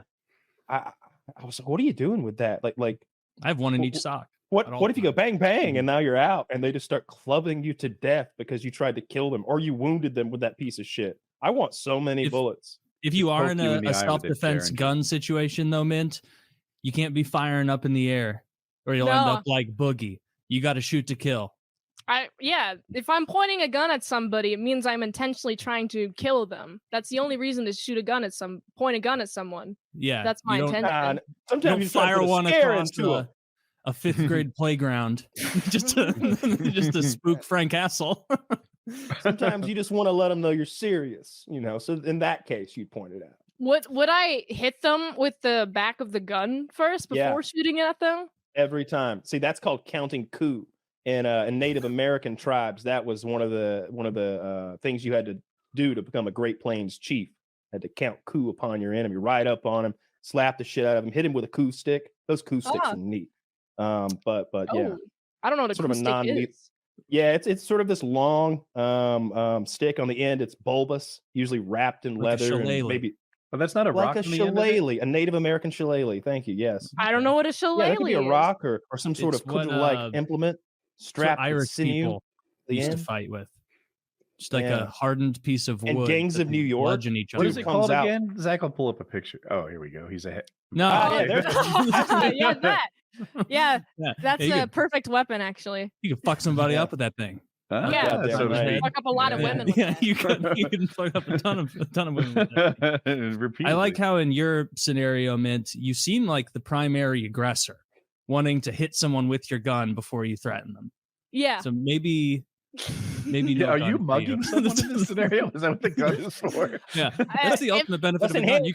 You can rob any size man. Is that's a cool that's not stick. how I imagined it, though. That's not what I imagined like a either. candy cane. It's like a stick with a rock strapped around it. Like in the really movies, they have it.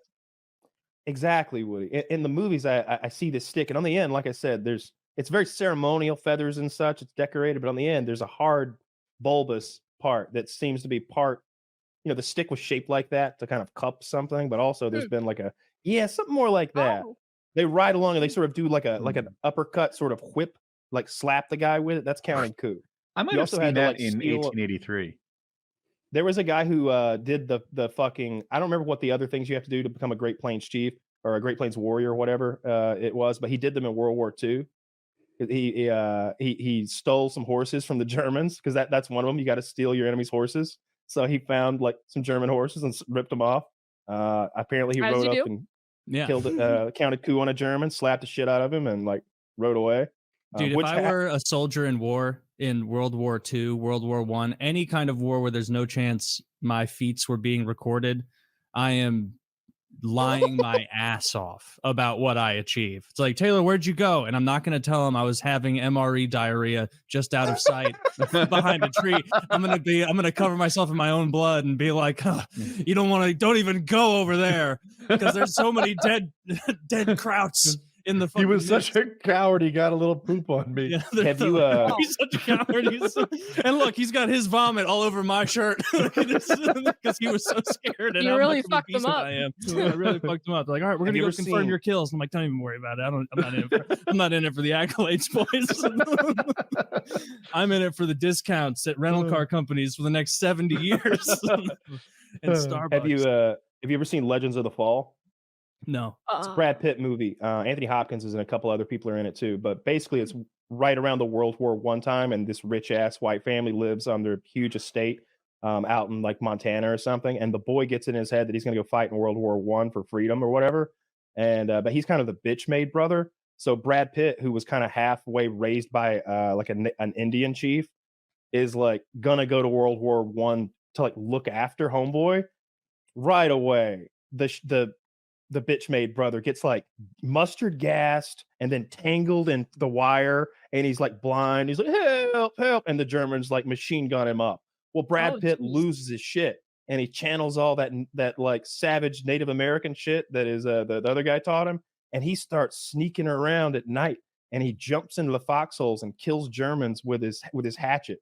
And he's scalping them and cutting their hearts out and shit. It's crazy. He rides back into camp all like covered in blood with German scalps, and they send him home right away. Dude, no one covers their face in like the blood of their enemies post AIDS scare. Oh, it wasn't. No, it was the blood of his brother because he couldn't get his brother's body home, so he cut his brother's heart out, and he's holding the heart. Brad Pitt's holding this heart, and he's just having a meltdown looking at it. And he takes the blood and like rubs it all over his face. That's and then he upsetting. goes, wow. If someone tried to comfort me, they're like, your brother was killed in the battle, but here's his heart. I'd Brad be Pitt like, cut it out. What's wrong with you? Get out of here. He mailed it home. He mailed it home. He's like, sorry, Dad, I couldn't get like Billy out, but here's his heart. So you can bury it next to Sarah or whatever the fuck. But yeah, Brad Pitt goes hard in the paint in that movie. It sounds like an intense movie. It's more of a love story. It's what? Yeah, it's a big long epic with because there's a girl who's like the love interest of both Bitch Made Kid and Brad Pitt at one point. This whole love triangle. It's a long ass movie, but the World War I stuff's awesome. Fucking 2.5 hours probably. Oh wow. Those human bot flies are terrifying. They literally lay their eggs in your flesh, and the maggots grow and eat you, and you have to pick them out of your flesh. That was like a person being infested with human bot flies was like the first internet video that really like made me realize that the internet is a fucking vile place. That was there was something called the Gauntlet. Did you guys ever have to do the Gauntlet? Yes. I think we watched it on the show one time. I think one of the first ones is a human bot fly infestation, if I'm remembering the Gauntlet correctly. And then it gets to like, this girl breaks her femur. Then you have to move on to the next one. But I remember specifically the human bot flying, like I think like an old woman's eye or something.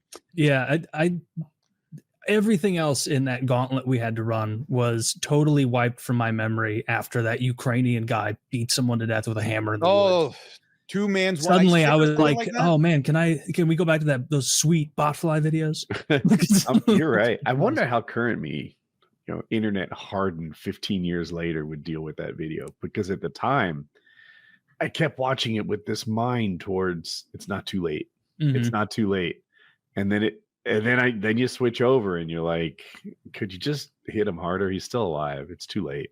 I feel like with a lot of the internet content, it starts because I remember like in high school and college seeing more of like the intense side of the internet with that violent stuff and being like, this stuff doesn't even faze me. I've seen so much horrible things on E-Bombs World or whatever other sites in the early 2000s. And then you come around to being like, oh no, actually this stuff does upset me again. And I'm back to that now where I'm like, even if I could watch this without it ruining my day, it is not an image I want in my head at all. That's why I don't like any of the death videos or war videos. I'm so with you, Taylor. I went through a stretch where I was like, hey, look at this. I'm like trying to like show it to other people. But now I don't know if it's like I've grown like empathy for like the person going through something gruesome, something horrible. It must be that, because now those types of videos like really, really get to me. Like they ruin my night, actively ruin my night. The only thing that's even close to that I watch is the Ukrainian war. And I almost exclusively watch Ukrainians killing Russians. And so I'm like, these are the bad guys. So when bad things happen to them, they have it coming. But every now and then something so bad will happen to a Russian that I'm like, goddamn. I mean, you already got him. Stop. Did you see the guy? He was hit by something dropped from a drone, call it a grenade or a mortar or whatever. And he's in really bad shape. So he pulls the grenade that he had on him already to finish the job. There's a certain kind of hopelessness to it. It's awful. I've seen every iteration of that. I've seen them suicide with the rifle. I've seen suicide with grenades. I've seen their buddies finish them off without like clearly they'd had a conversation. Like if I get blown, we hang out in the same internet spaces. It would seem. Yeah. The best or worst maybe is when the drone is coming after the guy and you're seeing through the camera on the drone, and they'll throw stuff at the drone. Like they'll throw their rifle at it. And then the one guy who threw a can of gasoline at it. And it was like, dude, you should have just taken the explosion. Now you're going to, because the gasoline explodes like a fucking internet fireball and just roasts him right there. He's all on fire and stuff. I don't like seeing people burn alive for sure. I've seen a good bit of that. Saw some Israelis burn alive, I think, a while back. They got blown out of a tank. I saw, and maybe it was during Syrian conflicts from 15 years ago, where they shot a rocket at a tank and they blew it up. And the inside of the tank had become an inferno. And the guys are crawling out of it, just fully engulfed. Like they're not going to survive. They're just trying to get out of hell. Just crawling out of it's a furnace basically that they're inside of. Don't like that either. Don't like seeing people get burned. Yeah. I just avoid all of it. I don't like any of those drone videos where it's like someone sees that they're dead and they're going to die and there's no avoiding it. and it's like sometimes they beg. It's like literally shooting. It's like the least sport, and I know it's war. It's not hunting, but it's like the least sporting thing ever. And it's just like, oh my God, like this person is probably like dragged to the front line. Like, wonder what their family's like. Like, you know, they probably don't want to be here. Like, just probably an 18-year-old kid too. That's the, like old man. Oh man. I said when I was like a teenager, I'm like, I draw the line at cartel videos. Those are the ones I won't watch. Now, like it's everything. Like I don't want to watch any of that stuff. Those guys have like a very Looney Tunesy, gory way of doing things where it's like, hey, check this out. We're gonna cut his fingers off and his head off, and then he's gonna be picking his nose. It's like for them. for them, it's art, man. It's like performative art for these guys. It's disgusting. In Colombia, they was literally called cartel art. They would leave as gruesome a scene as possible. There's something called the Colombian necktie where they would like bring your tongue through a slit in your throat, and they'd leave like a scene of like pretend businessmen with all Colombian neckties doing all sorts of business with money in front of them. But like that was just, it's called cartel art. It's disgusting. That's so horrible. The amount of time you have to have. Everybody's a critic. To be like, all right, you know, we solved it. We killed our enemies. Well, we've got 4 hours to burn because we also control the police. So have fun with it. Like bring in the most sadistic guy ever. Give him a fucking paring knife. Give him the lime knife from behind the bar. It's psychological warfare, and it works. When I remember when I first heard about that guy getting castrated in Ukraine, I was like, "Whoa! I'm not even going to go over there to take pictures," because I was thinking about going to at least record something or watch or see or like I wanted to be there and see what was going on. It seems so monumental. And then they're like, yeah, they caught an American, they raped him to death, and then they cut this Ukrainian's balls off. And I was like, dude, I don't even want to be on that continent now. I know better. And the cartel, I feel like same thing. Cartel's so scary. Like, can you imagine? Like, you know, there is a lot of money in that, in the drug distribution and smuggling business in Mexico. I think I want to fire my own little startup up. Oh wait, they did what? That's the competition? Nah, I'm gonna go back to accounting school. Like it's so scary. You don't want to be part of that. Yeah. Yeah, it is scary. They're pretty ruthless. Yeah. I've never seen just like a normal killing on there. Like they do. I haven't watched it since it's probably been 15 years. I remember I was at the gun store and my buddy was like, check this out, man. And it was the chainsaw video. That was the last cartel thing I saw. And it was almost against my will. But since then, I've heard, because I watch these podcasts with guys talking about the cartel and how crazy it is down there, that they'll blow people up in fields with like dynamite and stuff, and all sorts of like wacky, over the top, almost theatrical killings. You know, and again, it's psychological warfare. I would be so scared to like fuck with those guys if I knew that's what was going to happen to me. Like you could see being gangster enough to get into a gunfight with somebody. Like, oh yeah, you're gonna shoot me? Well, I'll shoot back. And they're like, no, we're gonna torture you for days. We're gonna pump you up with drugs to keep you alive extra long, so we can torture you for weeks. We're gonna bury you up to your neck with just your head sticking out, and then we're gonna take an elephant that we trained to play soccer. And we're gonna run it through, and it's gonna kick your head. And then like, that's a pet detective. That's a pet detective. Dude, well, it's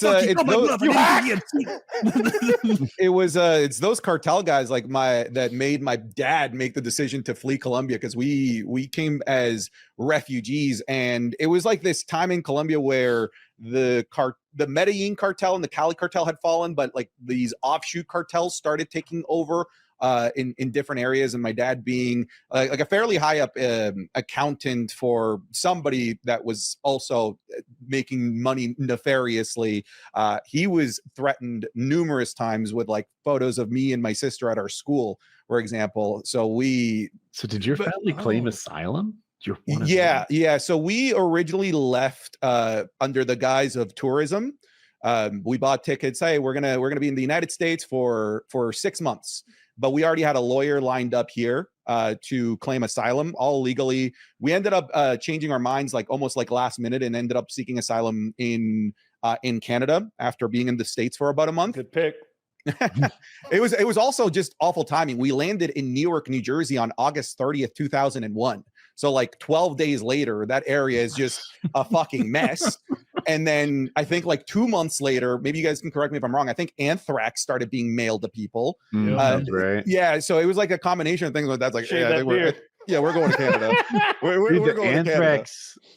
Post office was like, they're like, the first heroes on the front lines were firemen, and now it's mailman. And the whole country was like, nah, it's not you. Yeah, I mean, I get what you're trying to do, but exactly. Nah, how about you get my fucking shit here on time? How about that? Man, so you kind of lived Ozark. Yeah, a little bit. Yeah, like it's been really interesting now being 32 years old, now being able to like have a drink with my dad, and my dad almost like revealing the documents that have been censored throughout all of these years, and like now telling me like the real side of like why we did this, why we did that. Like I'll give you an example of something that he declassified maybe like 3 months ago. We're just having a drink. He's like, Santi, do you remember your friend Jeffrey? I'm like, yeah, I remember Jeffrey. For context, Jeffrey was an older boy, about like 4 years older than me. He was our barber's son, and he's the one that like introduced me to like video games. We would play. When my dad would go get his haircut, we'd hang out. We got there once for a haircut, and then Jeffrey is vegetative on a bed. I was like, oh my God. And I'm 7, old enough to know like something happened here. And my dad says like Jeffrey fell from a balcony. He fell from the balcony, hit his head, and we don't know if he's going to make it. He ended up eventually making it, having a pretty normal life, but with a lot of problems. And a couple months ago, my dad's like, you remember Jeffrey? I'm like, yeah. Yeah, he didn't fall from a balcony. He found his dad's gun and accidentally shot himself. I'm like, oh my God. Oh my God. I'm like, Dad, why would you not tell me that? What? Like, I'd be scared of guns. I'd be the gun safety. He's like, well, you were being kind of a dickhead by our balcony, so like we thought this was a good way to teach you a lesson. He's like, well, I don't have any firearms, but I do have a balcony. Well, this is tragic, but life has given me lemons here. You see what happened to your friend Jeffrey? He didn't eat all his vegetables. That's what happens when you don't study. Jeffrey, it's tragic. He talked back and he didn't do his homework. He goes, did you realize that they lived in a 1-story bungalow? No. Oh, that's so he's great. been like revealing a lot of these in like his time in the 80s and 90s living in Medellin with the cartels, like some pretty crazy stuff. Like my mom has seen some really bad stuff because she lived in like a fairly dangerous suburb in Medellin called La Estrella during the height of Pablo Escobar, and she lived right next to the police station, which you would think is the safest place that you could possibly live in. But in the late 80s, Pablo put an unconditional hit on every police officer in all of Colombia. Whether it was a police officer, federal agent, whatever it might be, you kill one, you get money. And so my mom said like daily bodies being dragged in and out of that police station. Oh man, like fuck, thanks for coming to Canada, man. Like this is I have it pretty good. What it's like to be raised by an accountant, and they laugh and laugh, but here we are. It's intense. Yeah, high risk and reward. One and the same, Woody. And I honestly, because like most of my experiences in New Jersey have been just like stopping off I-95 on my way someplace better. And I'm gonna own this here. I grew up in Maryland and in the DC area. New Jersey is just like if you took all of the bad stuff about Maryland and made it like 5% more that way. It's just like, you know, Maryland with 5% more rules, 5% more Italian. Ocean City, Maryland wishes it was Ocean City, New Jersey when it grew up. That's fair. I mean, Ocean City, New Jersey is better. Ocean City, Maryland is like, you know, honestly, it's like, hey, what if we took Ocean hate? What if we took what if we took Ocean City, New Jersey, and then we just added like a lot of crime, like actually like a lot. Okay, Woody. If New Jersey is so good, why are y'all all moving down into the South? The weather's not very good. The weather's the smell. Yeah, I don't know about the garden state. What's growing in that garden? It smells like socks. You know what? It has 6% less nickel cadmium than St. Louis. We got that going for us. There are other options. Yeah, no, it's either New Jersey or St. Louis. That's where you have to live. And by the way, lots of St. Louis is nice. The county is very nice. Don't malign us with our horrible third world city. It is nice. That fucking arch of yours, it gets me every time I see it. That thing is so stupid. Oh, look, we got half a McDonald's. Hey, Thing's silly. Look, when you get your hammer murder statistics down, then I'll hear about the tourism opportunities in jolly old St. Louis. Oh no, you certainly shouldn't travel here for tourism. You might be attacked. Don't do that. You will be attacked. But the arch is pretty cool. One thing I don't like is the St. Louis mandate, the city proper, that no building can be taller than the arch. Really? And so that has created some odd setups. It should have a swing in the middle.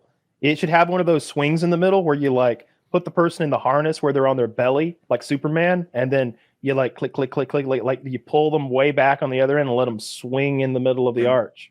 That might be tight. Like the slingshot. Yeah. Yeah, I was No, gonna. it's a slingshot. I wish It should be like one of those- slingshot deportation strategy. Oh, all the way to Canada. All the way to the world's largest slingshot. That's a long shot. Faces Canada, Mexico, or one of the oceans, but the idea works in any direction. Well, it faces. Just send him east. It's East west St. Louis. Yeah, it's west to east. Oh yeah, you could send them to East St. Louis, and they'll very quickly be like, "I want to go home. I want to go back to Honduras. It's nicer than East St. Louis. East St. Louis is such a fucking scab on our city. I hate it. Scary. It's the worst. Yeah, it's like some places bad when they are like, okay, we're going to legally define you as a separate city. I thought East St. Louis was kind of cool, but I have a little bit of adrenaline junkie in me. You are a little bit, Woody. You are a total adrenaline junkie, so of course you thought it was fun. Yeah. No, it's dangerous as hell. It's like visiting Chernobyl. Sad. It is. It's like you see yards that haven't been mowed in ever. Like it looks like a Sahara. Or not Sahara. It looks like a lush environment where there's just grass that's up to your neck in a yard, and someone lives there. It's some trap house where a bunch of drug dealers live. It sucks. It's an embarrassment to our whole city that is allowed to exist the way it is, with so little actual meaningful reduction in crime. Every fucking year, it's the same thing. We top those lists of like the worst American cities. And I want to be like, no, it's not us. The county's really nice. It's a largely nice place to live. It's just the city proper and East St. Louis that ruin it for everyone else. Only place that I've been more fucked up is Gary, Indiana. And like, I don't know if any of you have ever played the Stalker games, but that's what Gary, Indiana. Are there anomalies? I mean, damn near. Like, so there are mutated beasts. Like I've lived in Baltimore, and I've I've been some pretty gnarly places in Baltimore before. Like there's parts of Baltimore that look like Fallout 3. Like, they've got rubble on the streets. Yeah. But it's like, in Gary, it's like there aren't even raiders anymore. They don't even have raiders. It's desolate. Just mutants. It's just like, you just hear like this. A mutated dog walks by. What were you doing spending time in East St. Louis? Driving through it. Oh, yeah. Yeah, usually Google directs you around it. That one's on Google. It does. That one's on me for being like, oh no, this is faster. Oh yeah, I'm just gonna fire right through here. I'm pretty low. There's no worse place in America to be low on gas than East St. Louis. It's terrifying. Yeah, Louisville, Kentucky was pretty sketchy at night. Memphis, there's parts of maybe it was East Memphis that was real sketch late at night. There's parts of Atlanta, I don't even know where they were, but I've been there before and it was sketch. I was in LA one time at a convention, and all the rooms were booked, but I wanted to fuck this girl. But so I needed a room to fuck her in. So I was trying to get another room to fuck in, and all of them were booked. So we were having to leave the nice area of LA where the hotels are and go to the like. I saw 3 gang members pressed up against a wall with like cops pointing guns at them. Like we were only 4 turns from where the nice hotels were. I was like, all right, go back. I'll get the nice room. I'll get the nice room. we're not going deeper into this jungle of scariness. There's definitely some sketchy ass cities. The homeless encampments in New Atlanta, Orleans. New Orleans has some wild homeless. New Orleans, you can't even tell who's homeless because like someone who's having a good time basically is wearing homeless garb themselves. You know, they're disheveled. Yeah. They got everything's mismatched. They're drunk. Gotta look like piss. Smell like piss. Gotta look at the tourist shoes or a hobo. You don't know. Yeah, looking at the shoes clues you in. That's bare feet. Joke or story I mentioned on the show many years ago is that I thought my entire life growing up and living in St. Louis that all homeless people were like St. Louis homeless. And then I went to Seattle and I was blown away. I was like, these guys are wearing like Asics and eating out of a bowl. Like, they're like doing like people stuff and they seem smug about this. No, I had the opposite experience. Really? Stolen Valor. When I went to Seattle, when I went to Seattle, I remember I had to walk a very long way to get to E3 to get to the conference or the convention center.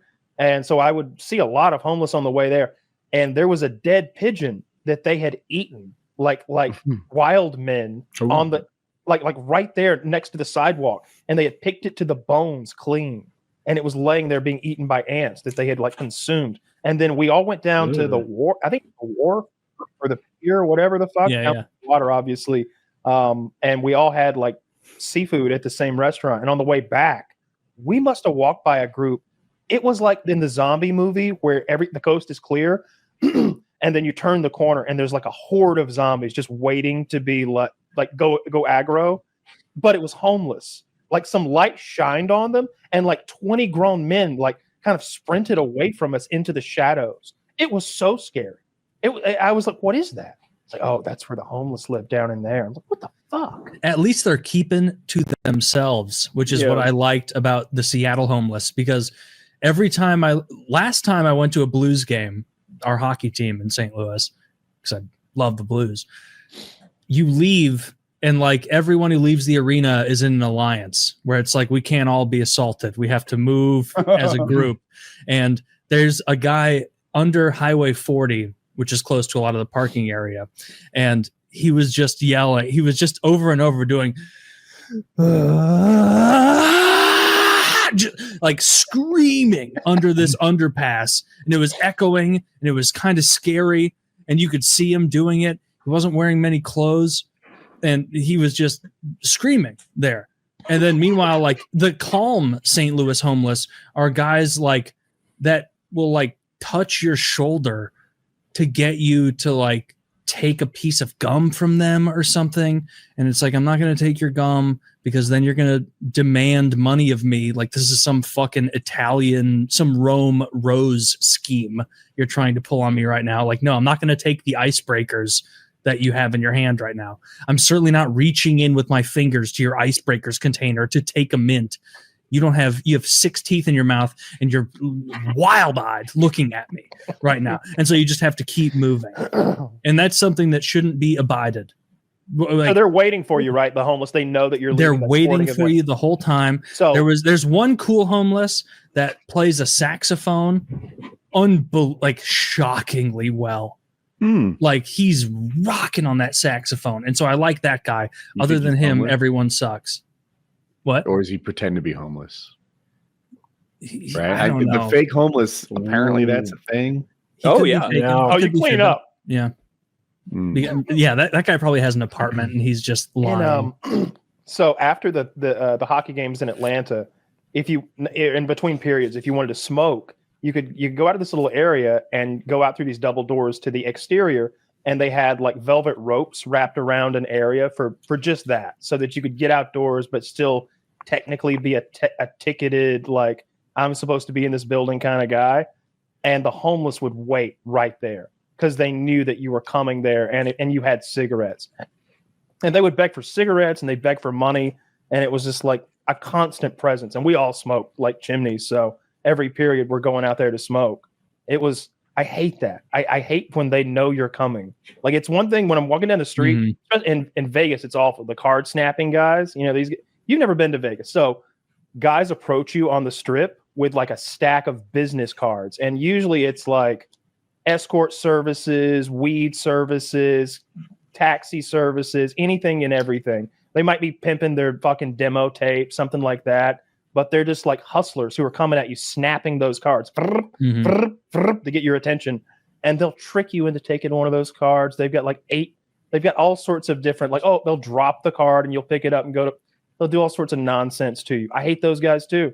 And they'll have the fucking fake people dressed up as Batman. Explain the scam.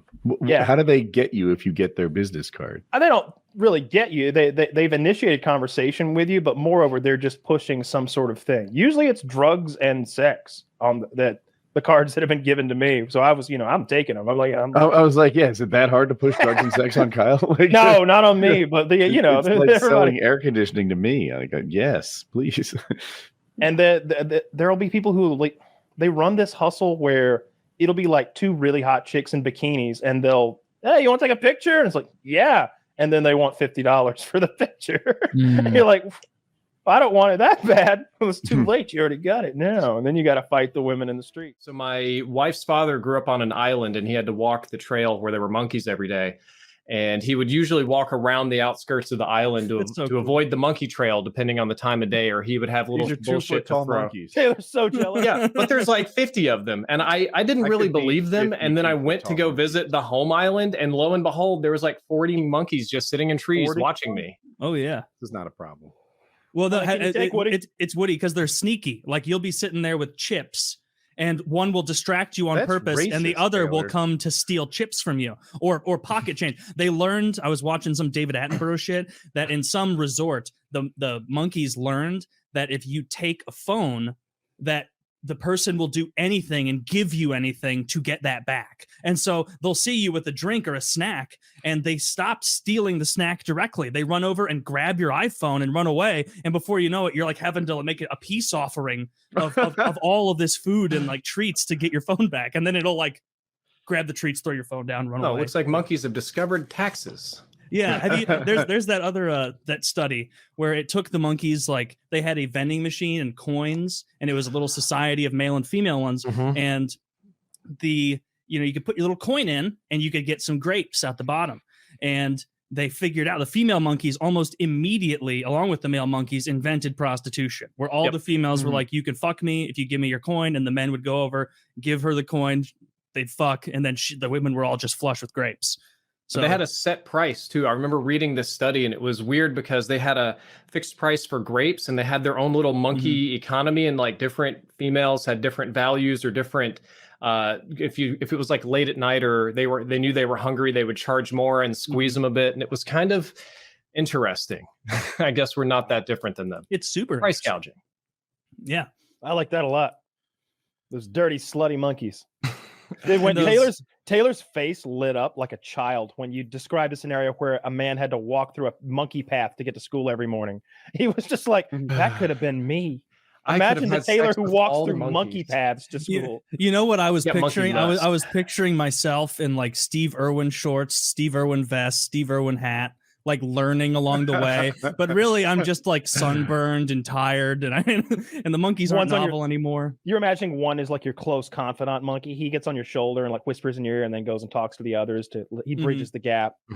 I imagine I want them working for me, bringing me other people's iPhones. One day, some like bullies like roughing you up outside school, or maybe a more likely scenario, like a dozen smaller children who you'd been bullying have banded together. But your monkey pals see this going down, and they come to your aid, but they go a little too far because they're monkeys, and they scratch like the rich mayor's like son's face, just a little superficial thing. But now he wants to put your monkey asleep. Or they bite everyone. They bite all the kids and give them HIV. Sounds like a Netflix original. Okay, well, I was making a little fun 3-episode show out of this that we could one sell, episode. But you turned it into the HIV. If the kids have HIV, then we need to put these monkeys down immediately. I didn't know these were local man accused of training a band of HIV positive apes to do his bidding. We suggest avoiding the man as he and his compatriots are remarkably dangerous and infectious. This shows me like throwing monkeys at journalists, trying to. Then as soon as the news breaks out, all the bug chasers just like flood to you guys. And they're like, yeah, send your monkeys all over me. I want to get all the AIDS. In a huge backfire, he's canceled the monkey project. Is it the most dangerous city in America, literally? It is. It's a point of shame for St. Louisans. Is that what you guys call yourselves?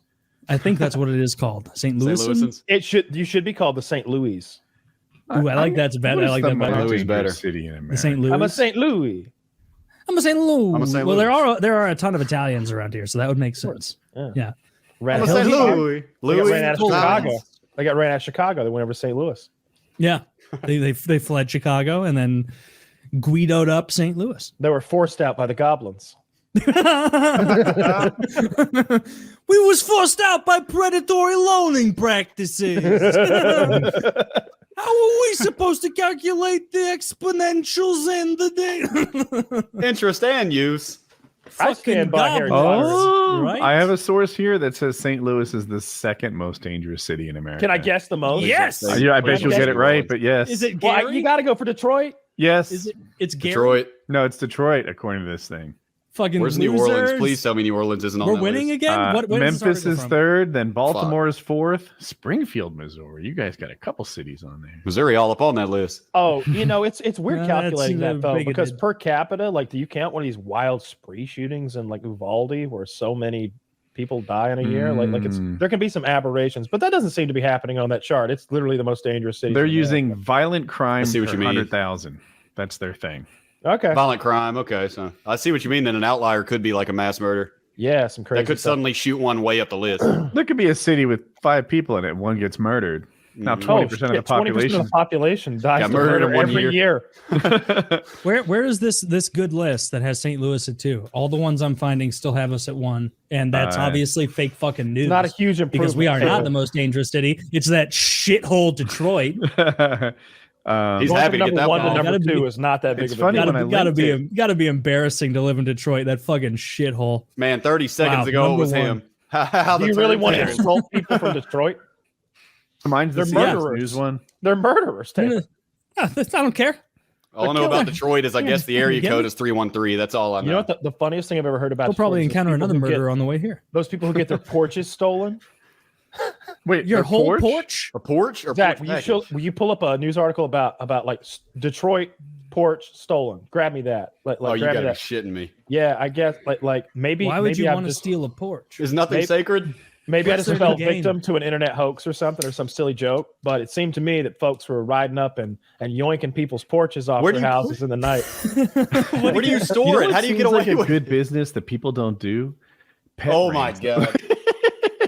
Oh, Well, shit. man. Stoop kid's Oh, it's afraid to leave a fake. stoop. I thought it they is a stole fake. homeboy's porch. I That's just so believed- funny, I though. told you. That'd be hilarious if his If I saw porch that was picture, stolen. it's not fake.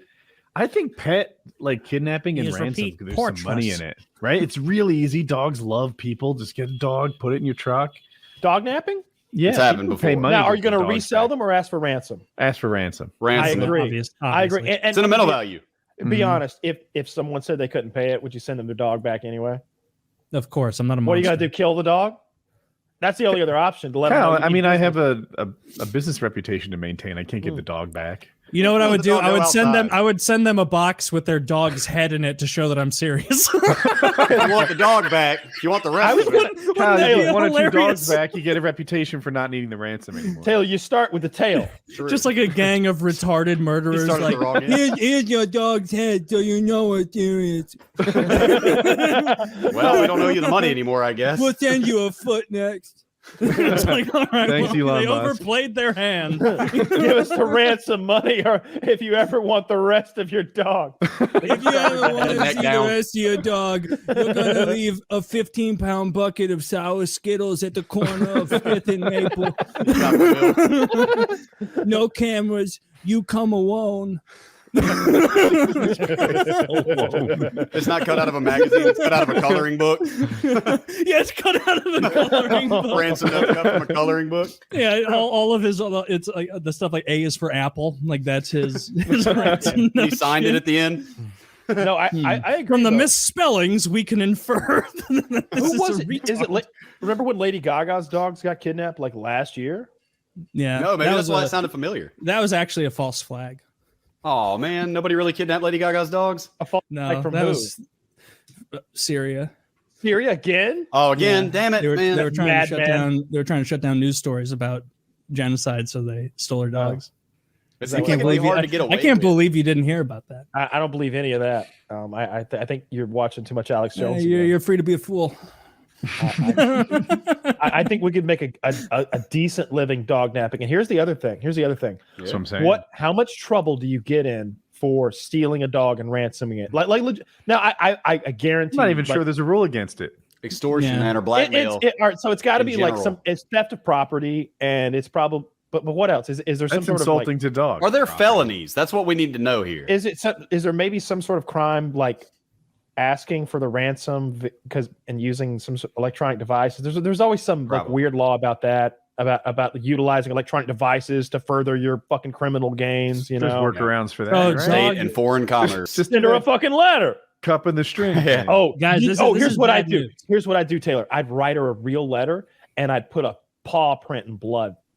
They'll know it's but it's only got 2 pads on its paw now because she's been dilly-dallying. Taylor's out of the operation. We don't hurt the dog unless they refuse to pay us the ask money. for it. You ever seen From Dusk Till Dawn? He's like Quentin Tarantino's character, like no interest in keeping the hostage or getting the money, just straight wants to kill it. No, just want to suck toes. just like Quentin That's Tarantino. what he wanted to do. Yeah, he did. Just pretty much always interested. That is. He wanted that guy loves. Well, what he really toes. wanted to do was rape that woman to death, which is what he did. It That's wasn't true. funny at all. He's a guy who knows what he likes, and I respect that.